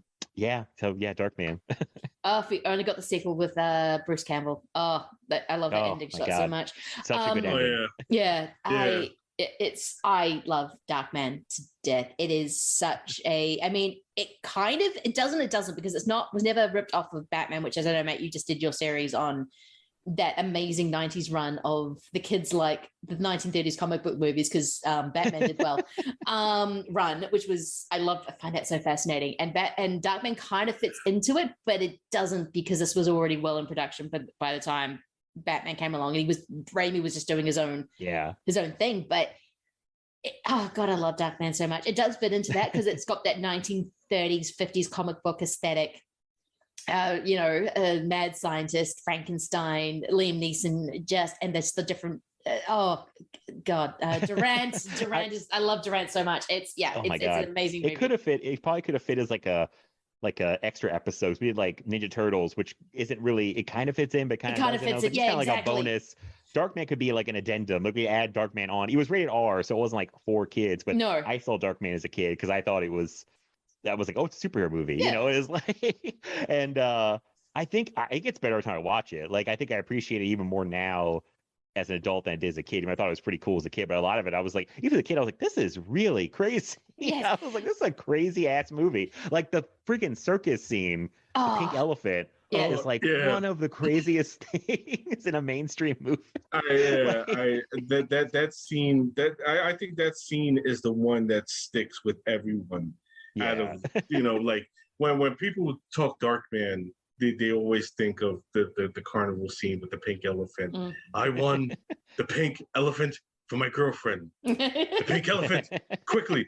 Didn't you hear me, weirdo? Scram! And then it's just like that just absolute Raimi shot of it going into Darkman's mind and coming out, and the snapping of the fingers and the that is such a wonderful scene. Like I cannot stress how much I love that sequence, and that is a pure encapsulation of Sam Raimi as a filmmaker is in that scene with the pink elephant. It's perfection. I love Darkman so much. It is a wonderful movie and kind of perfect for it is a perfect movie for Raising Cain. I love it so much. Rob, what is going to be your trailer for Raising Cain? Being that we're going into De Palma now, I'm going to keep with the flow and go with Sisters. Conjoined twins called Siamese challenge life at their first breath. Some twins have been separated and lead normal lives. Others never can. Sisters. They were once one in body and perhaps one in mind. Danielle and Dominique. One loving, one hating, one innocent, the other... Where does Danielle end and Dominique begin? Yes! Which was De Palma's, basically his second foray, because he really started with the thriller thing with his experimental film Murder a la Mode. Well, I'm supposed to play Karen, and Karen is the girlfriend of the director who's making the movie, and I'm doing this for him because he needs some money to divorce his wife. And who is what behind the camera?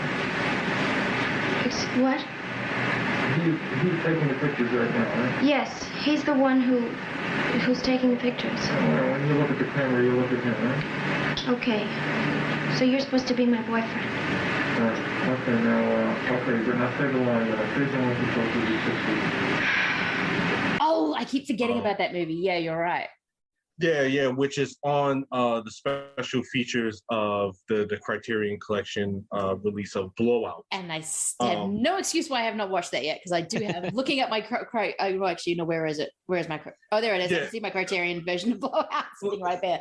But like, yeah, it's the Murder a la Mode is a blending of like, you know, the comedies he used to do and like thrillers he will do later.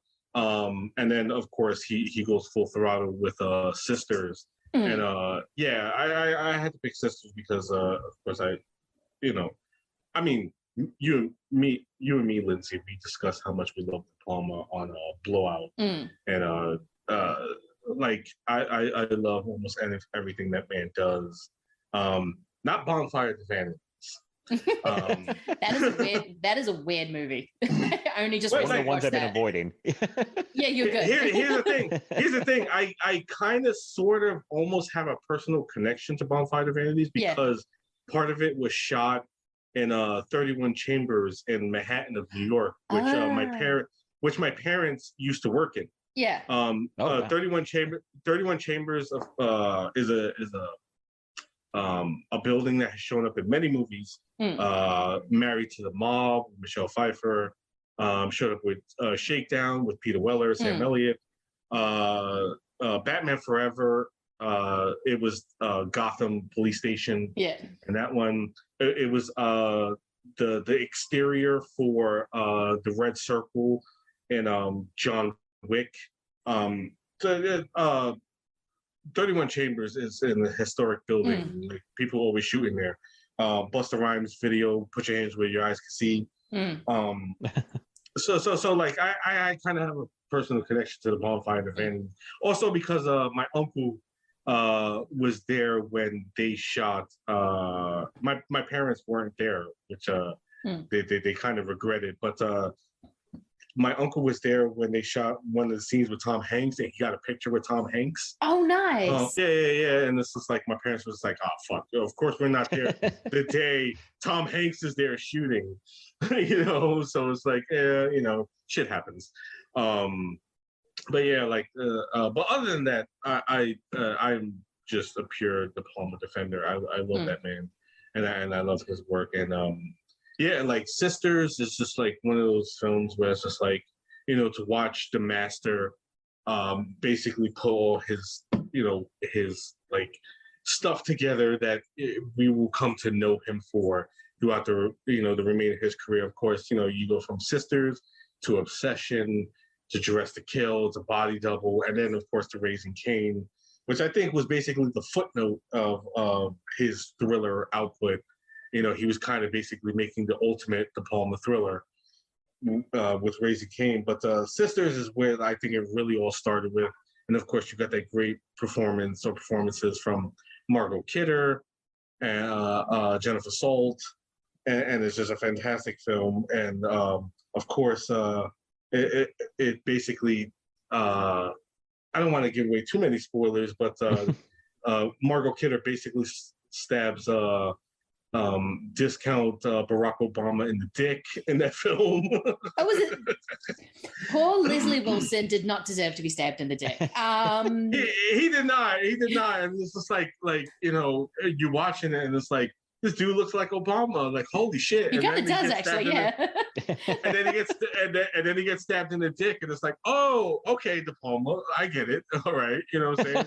I mean, like, let's go, Palma, give it to me. You know what I'm saying? Give me all the De Palma-ness, you know what I'm saying, you can get, like, in this early thriller picture from you and shit. But like, yeah, I fucking love Sisters. Yeah, I recently just watched Sisters for the first time a couple months ago when I did an episode on it with Mark. And it's a truly deranged movie. Like, Margot Kidder has a French accent for no reason. William Finlay is giving one of the most deranged performances, and he is a man who gave deranged performances. And he just, oh God, I'm not going to get, you listen to the episode if you want me, Mark, talking about his accent, but it is Jennifer Salt's amazing in it. It's when you really get the split screen, some diopter shot. It feels like it's De Palma coming into what the kind of movies he generally likes and wants to make. And it's Charles Durning is the secret MVP of that movie. Him just popping up for like 2 scenes. I love it. Matt, have you seen Sisters? Oh yes, I love Sisters. Deranged is the right word. It's real deranged. I'm like, man, how did he even get away with this crazy ass movie? Like, but I feel like if you look at his filmography, you look at that movie as like the point where I feel like that's like what we think of as Brian De Palma, because he has those comedies before. Like I blanking all the names. I know our friend Anthony King just did talk about a bunch of them. He didn't like any of them. Greetings. Greetings. Hi Mom. Hi Mom. Yeah. And then like he just went into Sisters, and it was just like, oh yeah. It's like, this is De Palma, like that amazing split screen sequence. When they're cleaning up and she's going up the with Jennifer Salt's trying to get the cops up to the apartment. Oh my god.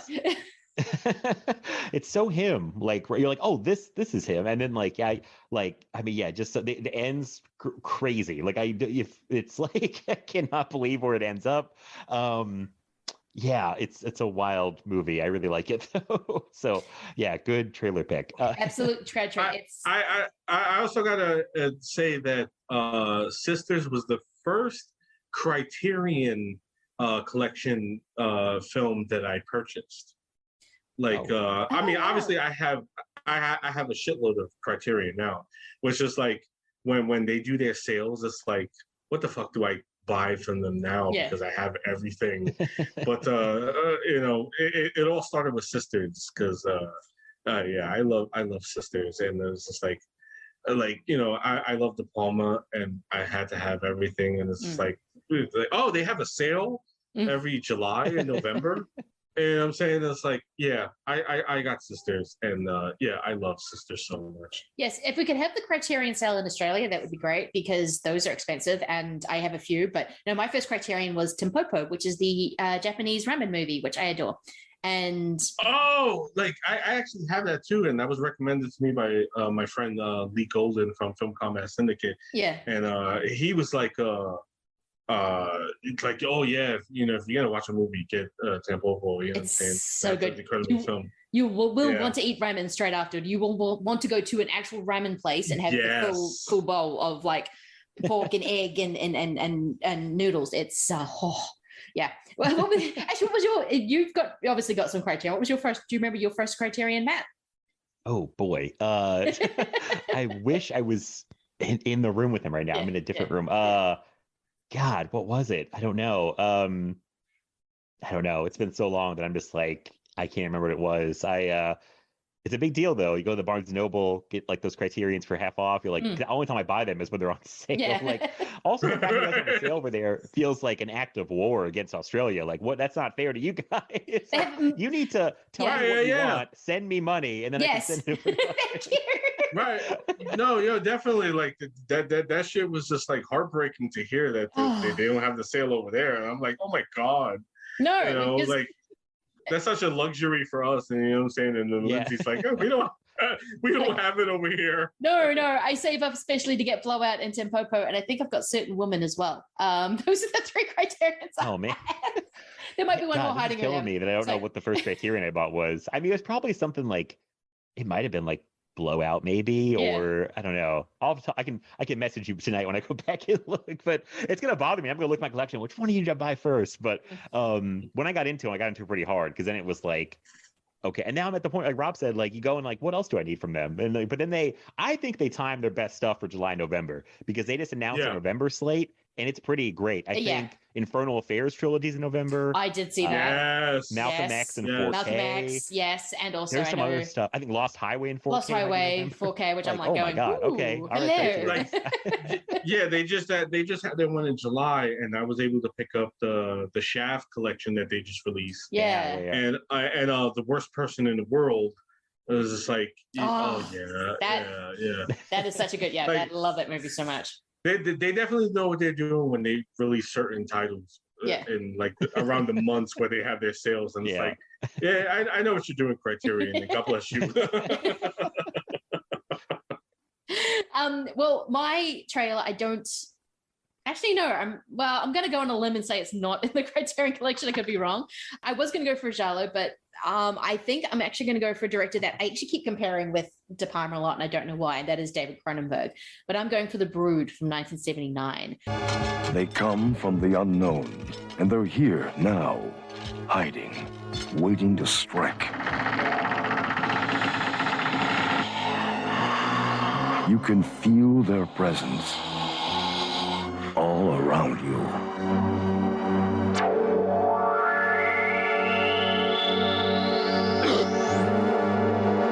Never before have you come this close to the edge of terror. Never before have you faced anything so strange and sinister, so bizarre and unnerving. Never until now. David Cronenberg's The Brood. Yeah, another bonkers performance. I mean, Oliver Reed is just unhinged. What's her name? Samantha something, or I should have written it down. That final scene in The Brood is something you remember. You've never seen it? Yes, dramatic. I saw it last year for the first time, and I have not forgotten the last scene. It was horrifying. I actually had seen it before on that Bravo's 100 Scariest Movie Moments I've been talking about forever from like 15 years ago. And that was in the countdown somewhere. And they put in that scene specifically. And it was like one of those things where you see stuff, you're like, what the fuck was that? And it haunts you. And then you see it, it still haunts you. It's like, you know it's going to be there. Within the context of the movie, it still haunts you. Because it is so incredibly fucked up. But crazy movie. No, it's a crazy movie. And everyone is bonkers in it, and those children, and I think they're wearing red hoods. I could be remembrance wrong. I haven't seen it. I think you're right. Yeah. Oh my God, it's this reversal Pied Piper thing of sending out these little demon children out just to murder people. It's like they're pitter-patting all this. I don't know. It's a deranged movie. Rob, have you seen The Brood? I have, and I love The Brood. I actually just a couple of months ago did a rewatch of it, and it's just like oh yeah, I love The Brood. I mean, it was really to gear myself up for, because I was trying to do a rewatch of Cronenberg stuff and in preparation for Crimes of the Future. Yeah. Which is funny because I have not watched Crimes of the Future yet. Neither have I. I will eventually, because I really want to watch Crimes of the Future. And you and me, Lindsay, have talked about lost our mind over it, and we neither of us seen it yet. Yeah. It's pretty good, guys. You should check it out. Yeah. I definitely want to watch Crimes of the Future. I had the opportunity to get it, but I chose two other movies because I did not quite have the cold hard cash on me to get both Crimes of the Future and Men, which I'm really excited to see, but I have not seen yet. But I got two other movies because it's like it'd be interesting to see what you think of Men. Oh yeah. I really want to watch Men, but another ending that sticks in your brain. Yeah, I love The Brood. I love The Brood. Brood is an incredible film. Really sticks with you. Cronenberg, of course, is at the top of his game with The Brood. The Brood is a fantastic film. I mean, I really prefer Scanners with Cronenberg. Yeah, like particularly like I'm a huge fan of the Scanners franchise, so I'm just like biased when it comes to Scanners. I actually went to a screening of Scanners in Alamo Draft House that's nearby me, and I won through like they were doing a Q&A, like not a Q&A, but like a trivia thing where they were giving away the 12-inch soundtrack to The Brood as well as Scanners. It was like a double thing. Oh, and I won a copy of it. I don't know where it's at. It's around here somewhere. But I have the 12-inch of the soundtrack of The Brood and Scanners. And it was because I answered the question. The question was that sometimes David Cronenberg gets compared with Paul Verhoeven, and what Paul Verhoeven film was almost a David Cronenberg film, and obviously I knew the answer to that, which was Total Recall. So I answered that. I answered that, and I won the copy of one of the 2 copies that they were giving away for The Brood and Scanners. And I have it somewhere. It's around. Like I have so much shit in this room. You know? This is why I couldn't find my copy of Split. I got too much stuff. I got Blu-rays like stacked in random places. I'm like, where is everything? No. Like I had the same thing last night. I was attempting to watch Split, and I'm like, I just had to shift through so many movies to like, where the fuck is my copy of Split? You know, and I'm sitting there digging shit out to where the point is like, oh, here it is. I found it. Yeah. But my copy, like that 12-inch of the Brood soundtrack as well as the Scanner soundtrack is around here somewhere. But I remember that, and it's just like I love the Brood. The Brood is so goddamn disturbing. I love it so much. I love disturbing shit. You know what I'm saying? And that's just like when you get to the last 10 minutes of that movie, it's just so incredibly disturbing. And it's just like it's a beautiful thing, and I love it so much. It really is. I mean, it's kind of Cronenberg's movies are unhinged, but you don't usually get performances that are completely unhinged. Even something like Crash, when James Spader is actually very much in control of his performance, and then you just get Brood, and you've just got Oliver Reed doing whatever he's doing, and oh my god, it's incredible. And then with Derangement, I still actually, my mind's still a bit blown that I didn't actually realize De Palma was going to direct Total Recall. And now, even though as much as I love Total Recall, I kind of want to see what De Palma would have done with it. No. Cronenberg was going to direct Cronenberg. Total Recall. Oh, Which shit. makes total sense. Total sense. Like, now I could see that. And now I also want to see that version. Oh my god. I would have loved to have seen Cronenberg's version of Total Recall. Yeah. But I'm perfectly fine with I love Verhoeven's. Verhoeven's version of Total Recall, because Verhoeven is just like is another master. So what are you gonna do? Oh yeah. God bless that man for all the weird fucking shit he does in his movies. And with a guest arrangement, we're going to be getting into Raising Cain. You know, I hate to bring this up, but you are married to the perfect man. I don't know. Car popped up out of Half Moon Marsh. Had a woman's body in it. And he's becoming awfully compulsive with Amy. He doesn't just take care of her. He studies her. What do we got now? 2 moms disappear from the same playground. You could get us all put away for good. I have this horrible feeling that it has something to do with his father. I did nothing. I don't even exist. This thing you're doing means everything to the old man. I won't hurt her. She'll hurt you. We gotta find these women now. I don't want to be walking behind any lousy coffins. I want to know what you've done with Amy! I don't know where she is. I do. You should never have gotten out. Dr. Waldheim! You're nothing but a cheap hoodlum. I am what you made me, Dad. I know what you're going to do. It's a bad thing, and I'm gonna tell. It was Botsy! He did it again! That's my wife. You saw us in the park together, didn't you? I'm not gonna let that loving wife of yours sell you down the river. Give me my child! What do you think? I think... Rob, you had mentioned off mic that you watched this quite a bit on TV when you were younger. So it was just on cable apparently all the time. Yeah, when it came out in theaters, obviously nobody was taking me to see this shit. My parents were like, we're not taking you to see no fucking Raising Cain. Like, are you crazy? And I was like, oh, come on. Like, I see the trailers and I want to see it. And, they're not taking me. Yeah. Yeah. Like, the fuck out of here with that shit. But it came on pay-per-view, and they showed it on pay-per-view all the goddamn time after it came out. And I was like, yeah. It was like, it was the first pure De Palma film I had ever seen.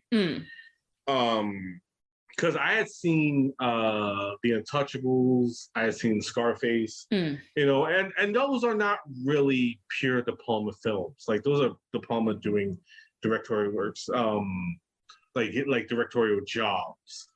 Carrie as well, even though with Carrie he tries to, like, you know, interject his style into there. And I love Carrie. Carrie is one of my all-time favorite films from De Palma.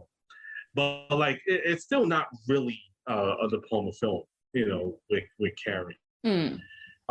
So you get to Raising Cain, and like, I watched Raising Cain, and like, you know, I enjoyed it. And then like you go through De Palma's filmography, and you realize, I realized that, oh, this is what this guy is, you know. I watched Body Double after that, which of course is another film I was way too young to have been fucking watching at the age I watched it. I think most people, even when they're adults, are too young to watch Body Double. That's how I felt. Like 5 years ago, I was like, oh boy, I gotta close the blinds on this one. Yeah. Most definitely. Like, see, because like my parents, they had a VHS collection, but they also had a Betamax collection. Which they had all kind of crazy stuff on there, which is where I went buck wild with my discoveries. Like that's where I saw Halloween for the first time. That's where I saw Dawn of the Dead for the first time, and that's where I saw Body Double for the first time. You know what I'm saying? It's like, holy shit! And I was like, I should not be watching this, but you know, fuck that. I'm just gonna be watching this because I'm 10, 11, 12 years old whenever I'm watching this shit. I'm just like, you know, yeah, I'm fully into this one. And then like, you know, you go into everything else, and then I realized that, oh, this is what this filmmaker is primarily known for, these wild and crazy thrillers. And then I realized that Raising Cain is really the first proper Brian De Palma film that I watched. And it's just like, then to now, it's like, it's such an enjoyable film because, like, I mean, I didn't understand it when I first watched it because when it came out, I was 8 years old. So it was like, oh, it's crazy. You know, like, oh, wow, it's wild. Like, you know, and it's scary. Like, there's the two particular scenes in there was just like, really just sits with me as all-time great jump scares. Particularly the final shot, but I want to say the final shot for like all of us getting into it with that one, because that final shot is just everything to me. But like, you know, I watched it and I was like, oh wow, this is crazy. And then like, you know, as you get older, you know, and your film taste change, you know, and like, you know, you like I said, I started getting into De Palma more, and like as I got older, I come back to Raising Cain, and it's just like, oh shit, like, you know, now I get everything, you know, I get everything. I like, you know, I understand everything that De Palma is doing as far as like, you know, his influences, because I had this conversation recently with a friend of mine, Scott Wiley, on his show, the Action Addicts, and we were talking about people being inspired by films and like, you know, films they had seen prior, and it's like, if that's a good thing or a bad thing. And I'm like, of course it's a good thing, you know what I'm saying? Because it's like, with filmmakers, especially Brian De Palma, because they have that thing where it's like, with Brian De Palma, like you don't call yourself a Brian De Palma fan, you call yourself a Brian De Palma apologist. You know what I'm saying? Because yes, you know, like all his, you know, like he really puts forth all his influences in his films, and everybody's like, oh, he's just ripping off Hitchcock, and it's like, but you have to understand with De Palma, when he started making these kind of movies, you know, VHS wasn't like readily available. Like non-existent. So when like he would make like Sisters and Obsession and Dress to Kill and Body Double, like, you know, and an obvious inspiration from Psycho and Vertigo, Rear Window, Rear Window, especially with Body Double. You know, like it's like he's inspired by these movies, but also because these movies don't exist, and it's like it's okay to be inspired by a filmmaker's work, because it's like, how do you get into filmmaking anyway? You get into filmmaking because you think it's a cool job. Like nobody gets into filmmaking because they think it's a cool job. Like, it's an incredibly stressful job, filmmaking. But you get into it because you saw a movie or you saw a series of films that you were incredibly inspired by, that you realize that's what you wanted to do with your life. Yes. That's what you wanted to do as a career. I want to do stuff like this. Like, I saw Hitchcock movies, I saw Psycho, I saw Rear Window, I saw Vertigo. I want to make movies like this. And that's what De Palma did. He wanted to make movies that he saw and that he loved and that he was inspired by.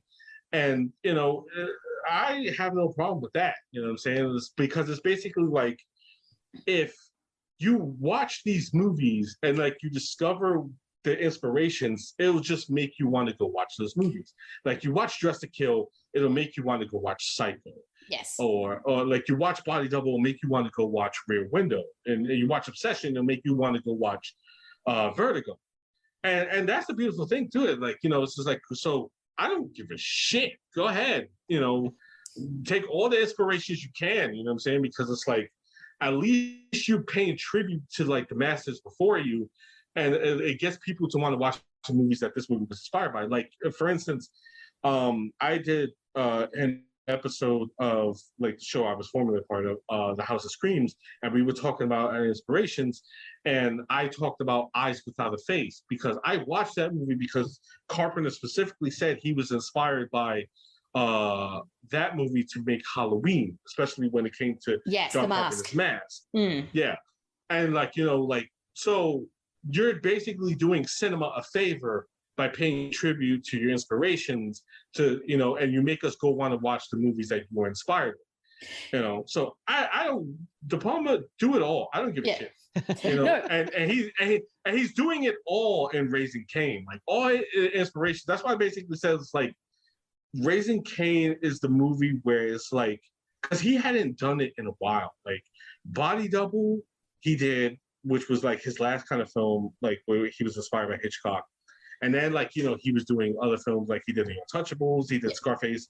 What was it? The one with Burt Lancaster. It's called Wise Guys. Yeah. That's what it is. Which is like a comedy. Well, I never seen it, but I'm like, that sounds De Palma comedy sounds crazy to me. I only found out that was he directed that like 2 days ago. I was like, what? He directed Wise Guys? Yeah, absolutely. What? Because because he's trying to step aside of, like, I've been known for these kind of movies, and people keep telling me I'm ripping off Hitchcock, so I'm gonna do other shit. Yeah, Body Double, like, no money. It bombed. Yeah. Body Double. Yeah, unfortunately, Body Double bombed, but Body Double was a crazy movie and a fantastic movie. And like, he was doing stuff like, of course, I mentioned the Paul Five Vanities, and like, it was like, what is this? And it's like, you know what? Let me. I'm kind of slumping right now. Let me bring it back to like my origins, where I'm doing these crazy Hitchcock type thrillers, and let me just do the ultimate version of that, which of course was Raising Cain, which is basically Psycho, like all the Hitchcock thrillers. Like, there's one particular scene where it's like, it's basically the end sequence of Psycho, where like you have the psychiatrist explaining exactly what's happening. Yes. And then it's like, and like, like I laugh and I kind of roll my eyes, like, I get it, De Palma, I get it. You know what I'm saying? Like, I see what you're doing here. You know what I'm saying? But it's like, it's a beautiful thing where it's just like, this filmmaker is taking everything he's known for, all his inspirations, and just like, I'm leaving this on the table, take it, and then leave me the fuck alone, because I'm going to keep doing movies. He did Carlito's Way after that, and Mission Impossible, and Snake Eyes. And of course, he kind of returned to it with Femme Fatale. But it's like, like, I feel like Raising Cain is the one where it's just like, I'm just going to put my stamp on this whole thing. Yeah, the master of the macabre, as he became known, and just like, I'm gonna leave it at that. And I feel like it's the most delirious because it's almost like a parody of his shit where he's just like let's have fun with it. You know what I'm saying? Like I took the material seriously with like Dress to Kill and Obsession and Sisters and somewhat Blowout. And I'm just having fun with this. Like, let's just have fun. Let's just have a good fucking time. Who cares? You know what I'm saying? Because I'm out of here. And here it is. And just, you know, and that's why I love Raising Cain. Because it's just like, take everything and enjoy it because fuck all this shit. I'm out of here. It is. Actually, you're right. Raising Cain is a bit of a fuck you movie. But one really interesting point that you brought up is that De Palma is very much, these are my influences. I love movies. I love the technology behind it. Let's make it. He was the first generation to do that because you mentioned Carpenter as well. Stevenberg, Marty, Scorsese. I refuse to call him Martin now. He's just Marty to me. Because I know him personally, obviously. No, it's... Obviously, yes. And yes, and George Lucas. Because their heroes were Ford and Howard Hawke, who famously kept saying, this is a job. I don't have any influences. And I just make movies because they pay me. It was a job to them. They were in the studio system, Ford especially. They keep saying, so what did you mean by the sunset? He's like, oh, no, it's a fucking sunset. It's right. Yeah, it's, I mean, and when you have the story of Steven Spielberg sneaking into Ford's office to wanting to know the master, and the master's just like, I don't know, kid, I make movies. If you get that painting, I think it was just to get him out of his office, to be honest. It's like, oh God, this annoying kid. But they were the first generation to go, actually, I love movies. These are my influences, and I'm going to make movies because I generally love them. And this was when they got outside the studio system, and De Palma was kind of probably the most blatant about it. I mean, you could argue that all those guys were, you can see the influences stacked on top of each other. But De Palma's literally going, no, Hitchcock is a genre. He's not a director. He created a genre. So I'm going to play in that genre. And I think... And also another good point, sort of, when you're sort of talking about, you say, oh, he's just a Hitchcock ripoff artist. I was sort of thinking of that episode that me and Matt did was it 2 years ago? Oh my God, when we did the ripoff episode. Oh yeah. And we did like Evil Dead ripoff. We did. Child's Play, like Chucky ripoffs. No, we didn't do Jaws. That was talked about, but there was a free space. There was Oh, I can't. It's been so long. That was one of the first episodes, I think. Yeah. But we sort of, and it's sort of the thing, but it wanted me to go back and watch, oh yeah, I could watch Child's Plays again. Oh yeah, I want to go back and watch Evil Dead again. I want to go back and watch all these movies again. And you're watching, even though these were meant to be very schlocky cheap, we're putting this up because a certain thing is popular, it still had that in there. I mean, I still think about Demon Wind occasionally, just smile. Demon Wind is amazing. Because Demon Wind's amazing. When the karate fighting guys show up in the car, it's like, are they in a band? What's their deal? Are they in a band? Or it's like there's like multiple levels. They do karate, they roll up in a like, there's something else I think. But he's a cape, he's a magician. I don't know what it is, but he's amazing. Magician. Yes, that was it. Okay, yeah. Oh my God, what a movie. Yeah. But yeah, I mean, which is why I kind of consider De Palma the most ultimate schlock and awe director, because that's what he does. Yes, he's fully aware that he's stealing shots from Hitchcock, but at the same time, he's like Quentin Tarantino. He will use them in a different way to make them become fresh. And what I love about watching Raising Cain this time is I was fully aware of this. But I'm like going, yeah, this is like okay, fine, I'm going to go, I'm enjoying this. You can tell I'm having fun, but this is kind of a fuck you movie because he is coming off Bonfires of the Vanity. And every time, and Body Double, even though it's one of my favorite De Palmas, was a huge bomb because everyone just watched that and went, ooh, which because they didn't get it. And it's like, isn't the drill a bit obvious? And it's like, yeah, because that's what it's like. He's not a subtle director, De Palma. So that's kind of what, no. And that's what I love. And when you just get into the whole Lithgow performance, which is another actor who's known for going big, like Ricochet. I mean, I'm going to create a series of sex crimes in the area from friggin' I should have done Ricochet as a trailer. That would have been amazing. I was thinking of Ricochet. I was kind of thinking of Ricochet, but I didn't get a chance to rewatch it. I hadn't seen it in such a long time. It is truly, it is. Yeah. So I vaguely have remembered watching this on TV, and it was mid-90s, so I would have been probably just turning into a teenager and going, oh yeah, cool, I like when Lithgow goes nuts, this is awesome. Didn't watch it first time, it was just like going, oh my God, this movie is insane. This is just truly, I mean, there are so many unhinged moments where I'm just like, wait, what? And I think it's on purpose because he's unsettling you on purpose. Like, I'm getting to the whole father character. Is that a different person? Like, you don't even know what's real and what's not real. It's amazing. Matt, you said as well that you hadn't seen this in a little while, or? Yeah, I feel like I really got into Palma in the past, like, decade or so. I can't tell you exactly when, but I know I kind of watched this as a part of watching a bunch of De Palma movies because I just was like, getting into all his stuff, and I was like, oh, another De Palma I haven't seen. You both said so much I want to talk about too. Rob and the Hitchcock thing, like the Hitchcock thing is so fascinating to me because I want to go back and watch the part of the De Palma documentary where he himself is talking about making this movie specifically, but like there's a lot of stuff about the Hitchcock thing that comes up, and like I don't mind when a filmmaker is very blatantly taking from another filmmaker, especially if they're open about it. Yeah. Like, it would drive me insane if they were like, oh, you must love Hitchcock. And he's like, nope, never heard of the guy. That would drive me. I'm like, clearly you have. You're lying. No, it's like when John Carpenter said, I've never seen a Giallo movie. I'm like, really? Have you?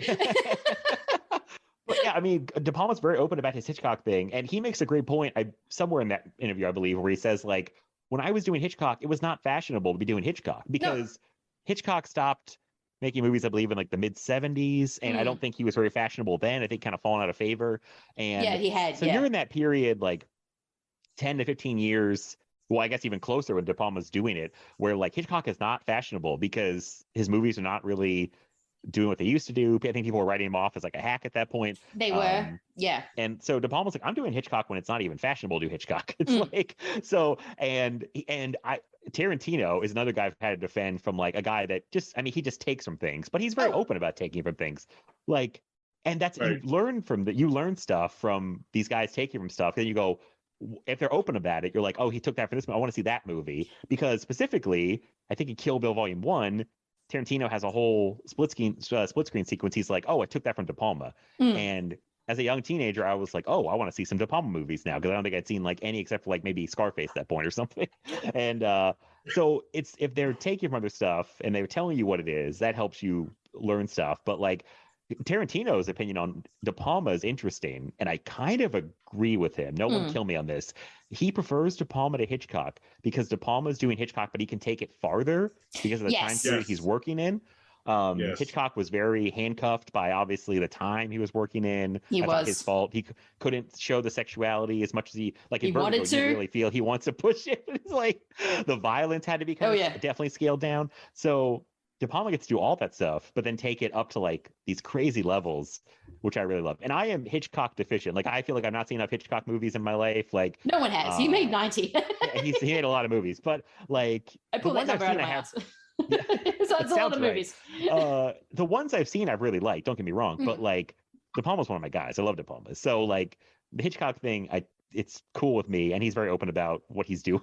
and Raising Cain is kind of like, I think you said it before, like a little bit of a best of, and I think he did it that way because he's coming off Bonfire, massive disaster, like a bomb. Like he's like, let's go do something in my wheelhouse that's cheap and just do my thing. It's like, I'm gonna go back to just doing what I do, and he does that, and it's a crazy movie. When I first saw it, probably 6-7 years ago, I don't know, and like I was completely caught off guard by it and could not get my bearings in this movie. I think it's very good at like completely keeping you off balance, and I think it's a little bit due to the structure, which we can get into more. That there's a director's cut, which we were talking about theatrical, but like the director's cut actually is the same movie. The scenes are just moved around, so all the Lolita Davidovich stuff is like moved to the very front of the movie. Yes. I think the first scene, I watched a little bit. The first scene starts off with her in that clock shop? Clock shop. Yeah, buying clocks. And then all the Lithgow stuff where he's like, gets in that car with that woman is like 25 minutes into the movie or so. So it completely changed. It kind of eases you in. It throws you in so hard in theatrical. That's why I was like, what is happening? He's in this car with this lady. He's acting like a weirdo. He's like right in her face. And she's taking it really well. She's like, okay. I'd be like, this guy's a creep. And then he like sneezes on her. I mean, he starts sneezing on it. He starts sneezing quite early on in the thing because we're talking about Matt's right. We are talking about the theatrical cut of this, and you're like, what's happening? What is happening? And I did watch a little bit of the director's cut, and yeah, you're right. It is much. I've got the feeling that the director's cut is much more about the marriage between Lithgow and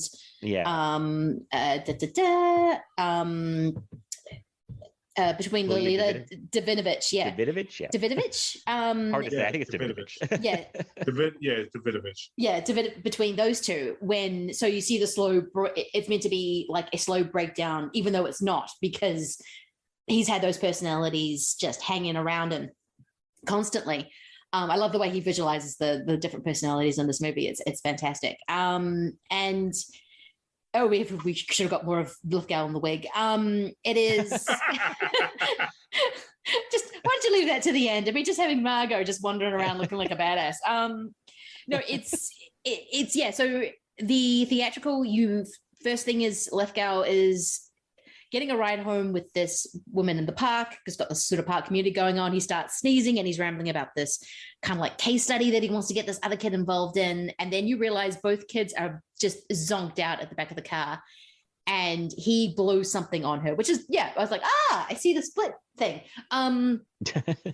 It starts off and you're just like, okay, what the hell is happening? And it really does discombobulate you, where there's the director's cut does ease you in. It's more about their marriage. Okay, it's kind of weird that he keeps a camera on his daughter. Okay, we'll go with it.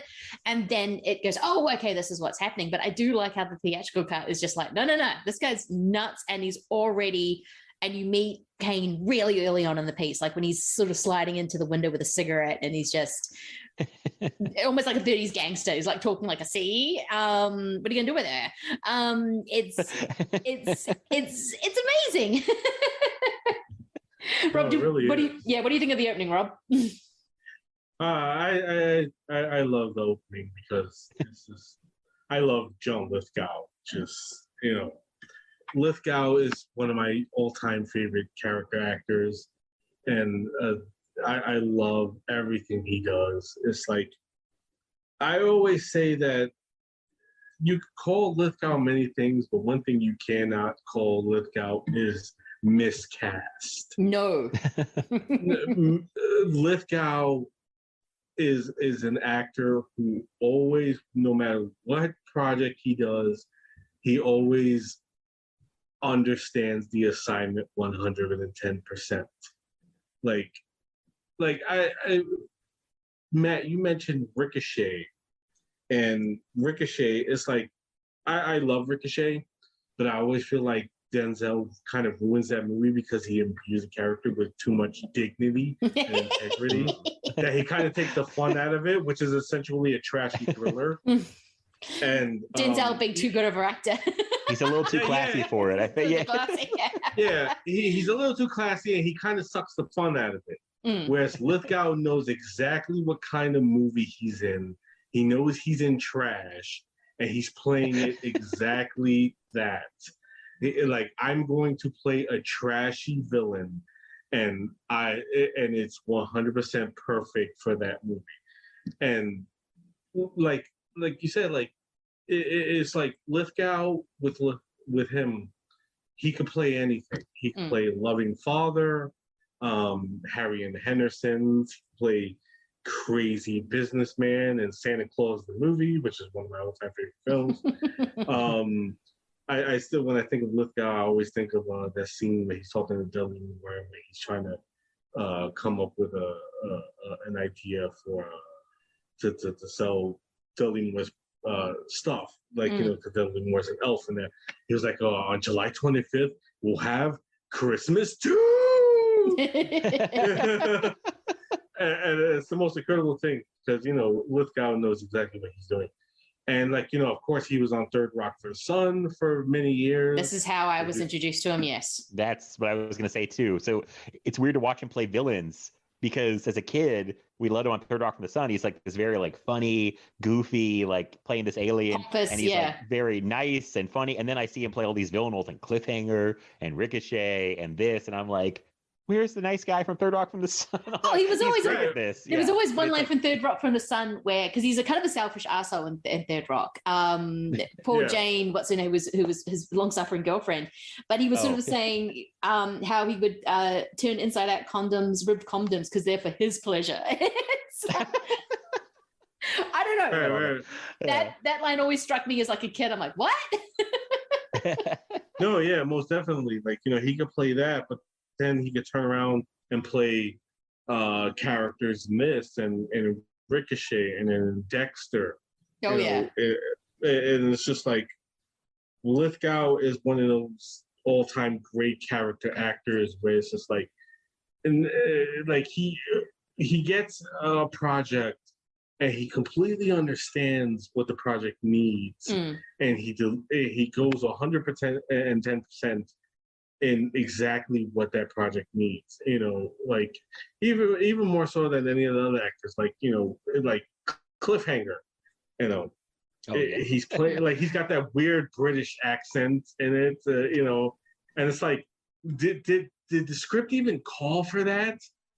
We don't know, but Lithgow is perfect because it's Lithgow's decision. Yeah. It's his decision to give this character a British accent, and it's just perfect. And it's just like I cannot love this man enough. And in Raising Cain, where he's playing multiple personalities. He's Carter, Nix, he's Cain, he's Josh, and then he's Margot. Yeah. And then he's also Carter Nix Sr., which is not a personality, but it's a completely separate character. I thought that was a personality. Yeah. I was fully surprised when Margot comes out from that elevator. I'm like, wait a minute, he's not a personality? Right. No, exactly. And it's just like, because that's just De Palma. He's just got you questioning what the fuck was happening, what is going on. And that's how De Palma wants it. Just like I have no fucking idea what's going on here, and it's beautiful. Just take me wherever you want to go, De Palma. I don't give a shit. You know what I'm saying? This might be. Especially in that sequence where he's having like the talk with Dr. Waldheim. Oh, I love it. And like, and she's talking to Josh, and he's like, "It was Bumpsy." And then Margot shows up, and Margot is just completely confident, like. Just headbutts her. And it's wonderful, and it's just like, of course it ties into that final shot where it's just like he's not even doing anything, he's just standing there completely dressed as Margot, and it's just like he's not saying anything, he's not doing anything, but it's so beautiful to watch him just sit there dressed in Margot attire with the wig and the makeup, and it's just like, God, I love John Lithgow so much. No, even in my partner's been watching The Old Man, which has Jeff Bridges and Lithgow, and Lithgow's playing a very sort of, at the moment, seemed very sort of straight CIA guy. But there's something boiling underneath because it's Lithgow. But no, as you said, he knows the assignment and he plays to it. Though this might be I don't know if this is even a question that you can answer. How innocent do you think Carter is in all this? Because they do make a point in saying that he's kind of he's the dominant personality, but he's the one who disappears when things get hard. So Cain will come in to do all the murders and to do everything that's kind of tough. But Carter seems, when he's interacting with his personalities, he seems incredibly complicit in everything that is happening. He might not know where the kids are, but he seems very okay. Well, kind of, he's letting Cain do a lot, let's just say. Like the whole thing that he's this innocent kind of person with all these other personalities. I'm like going, but is he? Because I don't know. Carter's doing some shit. It's a good question. I struggle with this. I don't know why I'm being optimistic. I tend to believe that he is innocent in this, but I almost picked, spoiler alert for a 20-something-year-old movie, but like Fight Club, where it's like Edward Norton has these memory blanks when Brad Pitt's persona kind of takes over for him, even still him doing it. But it's like he needs that person to like step up and do stuff for him. I think there's something that Carter he's aware, but I don't know how aware he is, and I think he's like letting, the other Lithgow, I'm blanking on his Cain, name. yeah. Cain, I don't know how to forget Cain. Yeah. It's like he's letting Cain take over and do the tough stuff. Like, I think there's a level of like, yeah, he's complicit, but I do think he's probably not remembering everything, if that makes sense. I don't. Yeah, it's a weird science. Convenient, behind it, yeah. convenient blanking out, because when Edward in Fight Club, when what's his face, who's not Brad Pitt, realized Edward Norton. I was going to call him Norris for some reason. When Norton kind of realizes that Brad Pitt is the alter ego and has set up all this stuff, this mayhem to occur, he does kind of fight back and try to stop it, which is when you get the great scenes of Jared Leto, like, and all the other guys pinning him down saying, oh no, but you wanted this. He's like, what the fuck? No, I didn't. I didn't plan for any of this. He's like, yes, you did. And then you realize, oh wait, they're the same person. But he generally fights back. Carter never does. And I love how Cain's kind of also the red herring, because it's really Margot, who I got the sneaky suspicion who's been in charge this whole entire time. But it is... Which makes perfect sense with the pairing of this and Split, because it's like, it's Margot and Patricia who basically take hold of everything. Yes. And basically they almost become the dominant personality between those two characters. With James McAvoy, with Kevin, it's Patricia, and with Carter, it's Margot. And Margot basically becomes the dominant personality, which God damn it, I really wanted to see Lithgow show out as Margot, because when they're talking to Waldheim and Margot basically surfaces, and she doesn't say anything. That's what I love. She doesn't talk. Yeah, she just motions like, and it's just like, and that's how brilliant Lithgow is. Like, he doesn't have to say a word as Margot, but like he showcases just how dominant personality Margot is, just with a nod of the head.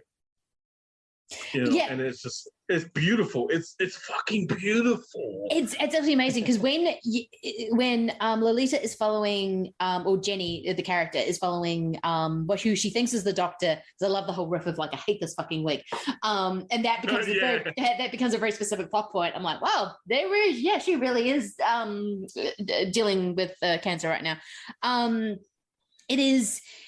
It's this kind of thing, and then she follows it, and you never see her face until the end. You never see the full Margot kind of right at the end of that scene.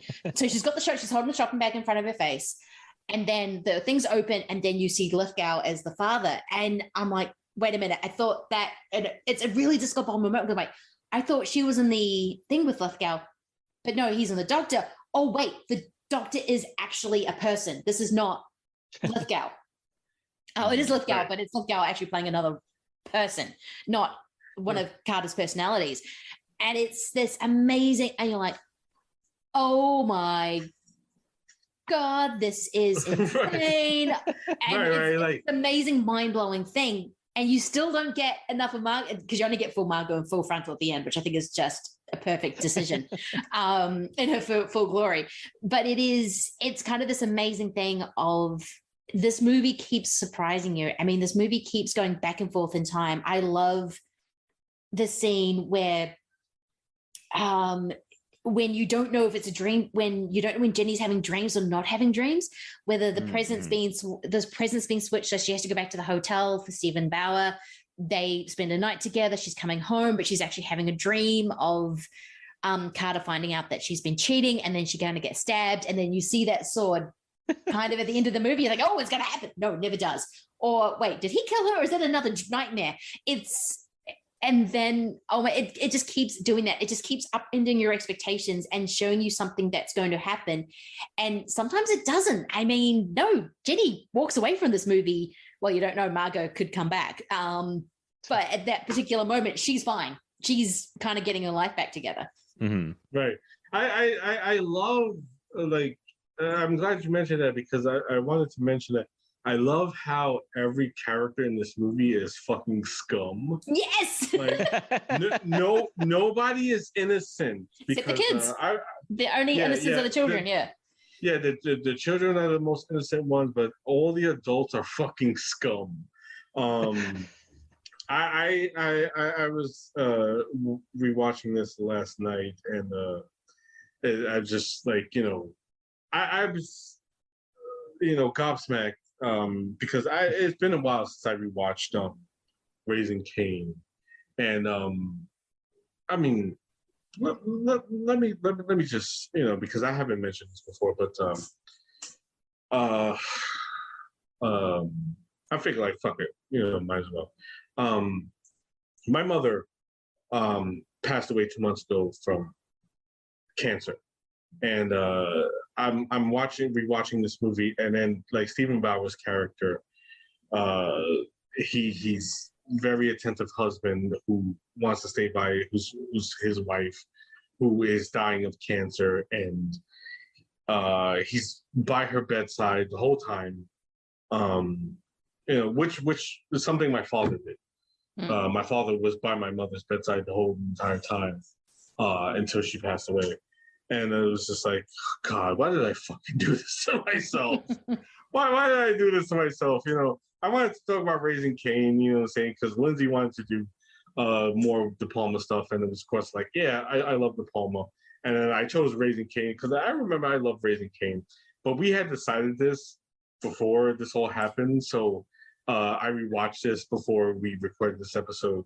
And when we were going to do this, I'm watching this, and it's like, oh yeah, he was here every day by his wife who's dying of cancer, and it's like, fuck, why did I do this to myself?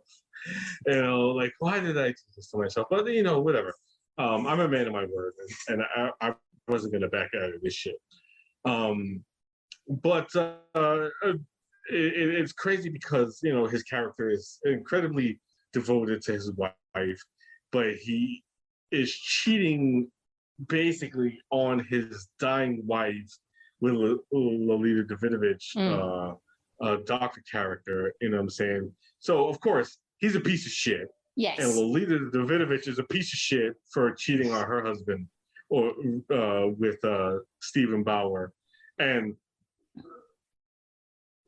John Lithgow was the ultimate piece of shit for what he's fucking doing with everything. Stealing babies, everything. Yeah, he's literally stealing babies. Like the ultimate piece of shit, you know what I'm saying? So it's like, I love how, like, I love when movies do that, where it's just like we follow characters who are just all pieces of shit. You know what I'm saying? Like every fucking adult character in this movie is a piece of shit, and I love that. But you have that, like, she wants to save her daughter, like, he wants to save her because he loves her, you know what I'm saying? Even though he's basically cheated on his dying wife with her, you know what I'm saying? And it's like, and it's kind of like outshone by the fact that Lithgow's characters that he's playing are just the ultimate pieces of shit because they're stealing babies and they're experimenting on babies and all that stuff. And it's just like, which is why I love the final shot in this movie, because it's like, whereas, Lithgow's character is a piece of shit, but like, Davidovich's character doesn't really deserve, like, to be redeemed. And it's like, she doesn't really deserve to have a happy ending because, she's a piece of shit herself. She cheated on her husband. And like, you have that final shot where with Lithgow in pure Margot mode, and Margot, of course, has become the dominant personality. And like, she bends down to pick up Amy, the daughter character, and you got Lithgow dressed as Margot, and it's just like, and you got the music playing, Pino Donaggio's incredible score. It's a gorgeous score. Oh, the score is great. Of course, Pino's scores is always fantastic, and his collaborations with De Palma are just absolutely 100% fucking fantastic. Going all the way back to Carrie, and it's just like I love that because it's like none of these characters deserve a happy ending. They all deserve to get fucked. You know, they're all pieces of shit, and they all deserve to get fucked at the end of this. You know? No, it's actually interesting because now that you're talking about that, I'm kind of restructuring Margot's intentions because she is the one that kills her father, and or the father figure. And she is kind of the one watching over Amy. So now I'm like sort of going, oh, okay. So she may have headbutted the doctor, but now I'm sort of going, but maybe this was her intent all along. It was to go and kill the father to rescue the children because she doesn't like what's happening. Or maybe she's been completely in control this whole entire time and it was manipulating Cain into doing all the dirty work. And it's, I don't know. Matt, do you have a favorite personality in Lithgow's repertoire? There's so many good ones. Yeah. I would have said Margot if we got to see more of that personality, but I'm jumping ahead, but that ending shot is so good. Like that kind of, I guess it made a jump scare, but it shocked me the first time. Like the way it's framed is so good that like it doesn't even seem like it'd be possible for him to be behind Lita Davidovich, and then she ducks down and he's just there in like full Margot glory, and I was like, holy shit. Like I remember I did like jump a bit because I was just like, whoa, I did not see that coming. And like I it's so well done by De Palma. And and the other thing I was gonna say, you mentioned like the dream sequence with her, it's so crazy, her getting stabbed by that statue with a sword. And it's like the whole movie I think is pitched where like anything could be a dream. So you really don't know like when anything begins or ends. Like, and like there's the whole thing with him putting his wife and Davidovich in the car, and that's kind of a psycho moment too. We're waiting for the car that is so. And he's looking at the sunlight, the car's not sinking. Yeah. I'm like, oh, it's pure psycho. I love it. Yeah. And I'm like, is this a dream? I'd forgotten that. Like, I guess no, she did go down there, but then escaped. And I was like, oh, you woke up. I was like, how is she dead? No, I was like, she's in the end shot. She can't. I forgot that. And then the whole thing is weird too, like with Stephen Bauer and Lita Davidovich's storyline. Man, she has a hard name to say. Yeah. That whole storyline feels like you're in like a really well directed but like Lifetime romantic drama or something. Like it's like it's like when I was watching the first time I was so confused because it's like Lifetime romantic drama, like crazy split personality movie, like butting heads, like, you know, going against each other almost. And I was like, how do these even connect? Like, I know they're married, but I'm like, they feel so at odds with each other almost. And like they're on different tracks. And it's like, I mean, they come together after a while, but like, that's almost why I think I prefer to have her stuff first. Cause it's like, I almost feel like it's a little bit of not boring, but it's a little less interesting to go back to her stuff. Cause it's a little more like, well, now I'm in like a standard, like romantic, the melodrama or something. Yes. And it's like his stuff starts off so crazy pitched, and then it's like you come back down to earth for this, and I'm like, well, who are these boring people? They don't have split personality. It's like, no, I have to admit, Stephen Bauer was a little bit of a block of wood for me. I was like, why is she going through all this for him? And then I got the hospital scene. I'm like, oh, that's right, because they're both awful. Right. Making terrible choices here, people. Hey, hold on. Let's not talk shit about Stephen Bauer. That was my mother's guy right there. She loved her some Stephen Bauer. Okay, so, like, I mean, he's certainly gone up on my estimation. He's a handsome man. I just wasn't sure why she would want him over Lithgow, and then I'm like, oh well, Lithgow's crazy, and they're not having sex. She's like, I got to get it from somewhere. Like, yeah, exactly. Let me tell you, like, mommy, like when she first saw him in Scarface and Thief of Hearts, and he's amazing in Scarface. Like mommy really loved her some Stephen Bauer. You know what I'm saying? So it's like I gotta like, you know, God bless mommy, I love you. Like, you know, she's not here anymore, so like, you know. So I gotta feel like I gotta be the defender of Stephen Bauer. You know what I'm saying? Like, hey, let's not be the derogatory against Stephen Bauer, because you know that was mommy's boy right there. Yeah. Okay. No, I get why. Him and Andy Garcia, like, you know, she was just like, oh, those are my guys right there. You know what I'm saying? So it's like, I got your back, mommy. You know what I'm saying? Well, Andy Garcia gets more attractive with age. He's one of those guys that just like ages like a fine wine. It's just like, oh yeah, here we go. But no, thing is, it's two completely different almost people. And I forgot that he was in Scarface. I love him in Scarface because he is so sexy and over the top and so tragic, and it's just kind of like the same voice in the room in Scarface, and unfortunately what happens to him in Scarface. Just like, listen to Stephen Bauer in Scarface. No, I mean, I've seen Scarface like 100,000 fucking times, but it's like it's to the point where it's like when his character meets his fate, it's almost like I gotta turn it off. Because it's like it's almost like so tragic. It's like I can't deal with this because it's like this is the one character that should survive and he doesn't. And yes. It's like, oh god, dude. Even to the point where Scarface is like, why the fuck did I do that? Yeah, he's even he's surprised. Even he's surprised by that. It's like, I shouldn't have. Like you know you fucked up when you killed Manolo in Scarface. Yes. It's all going to go downhill from here, and you're just going to be ending up in a pool with that tacky kind of the world is mine, whatever it says. and it literally does. The minute after he kills Manolo and shit, it literally everything goes fucking down. It does for him. Yeah. I mean, his sister tries to kill him, but fair enough. I would be that. I would be just like, you motherfucker, you killed my husband, you're dead. Thing. But it is. I just think the character Stephen Bauer is playing is a little thankless because he is literally man that Lolita has crush on. And he kind of, the movie forgets about him a little bit because quite frankly, Lithgow's character is just far more interesting, and it is about trying to figure out exactly what is happening. Because even when you realize, yes, he has multiple personalities. I mean, I love the visual thing of having the character standing next to Carter. So when you see Cain, he's often talking to Carter. It's not like in Split where you'll hear conversations of two of the personalities of Kevin in another room. You are literally visualizing that, and especially when he's seeing Jenny cheat on him. And this is where I think he's a little bit complicit because he knows what Cain's going to do. Like, it's not like he's not aware. Because Carter's like, well, you go to sleep. You go home, go to sleep. I'll take care of this. And he's like, yeah, okay, I'm going to go to sleep. And it's like, oh, okay, we've had conversations about murdering people with Cain before, especially in the car with the other woman. What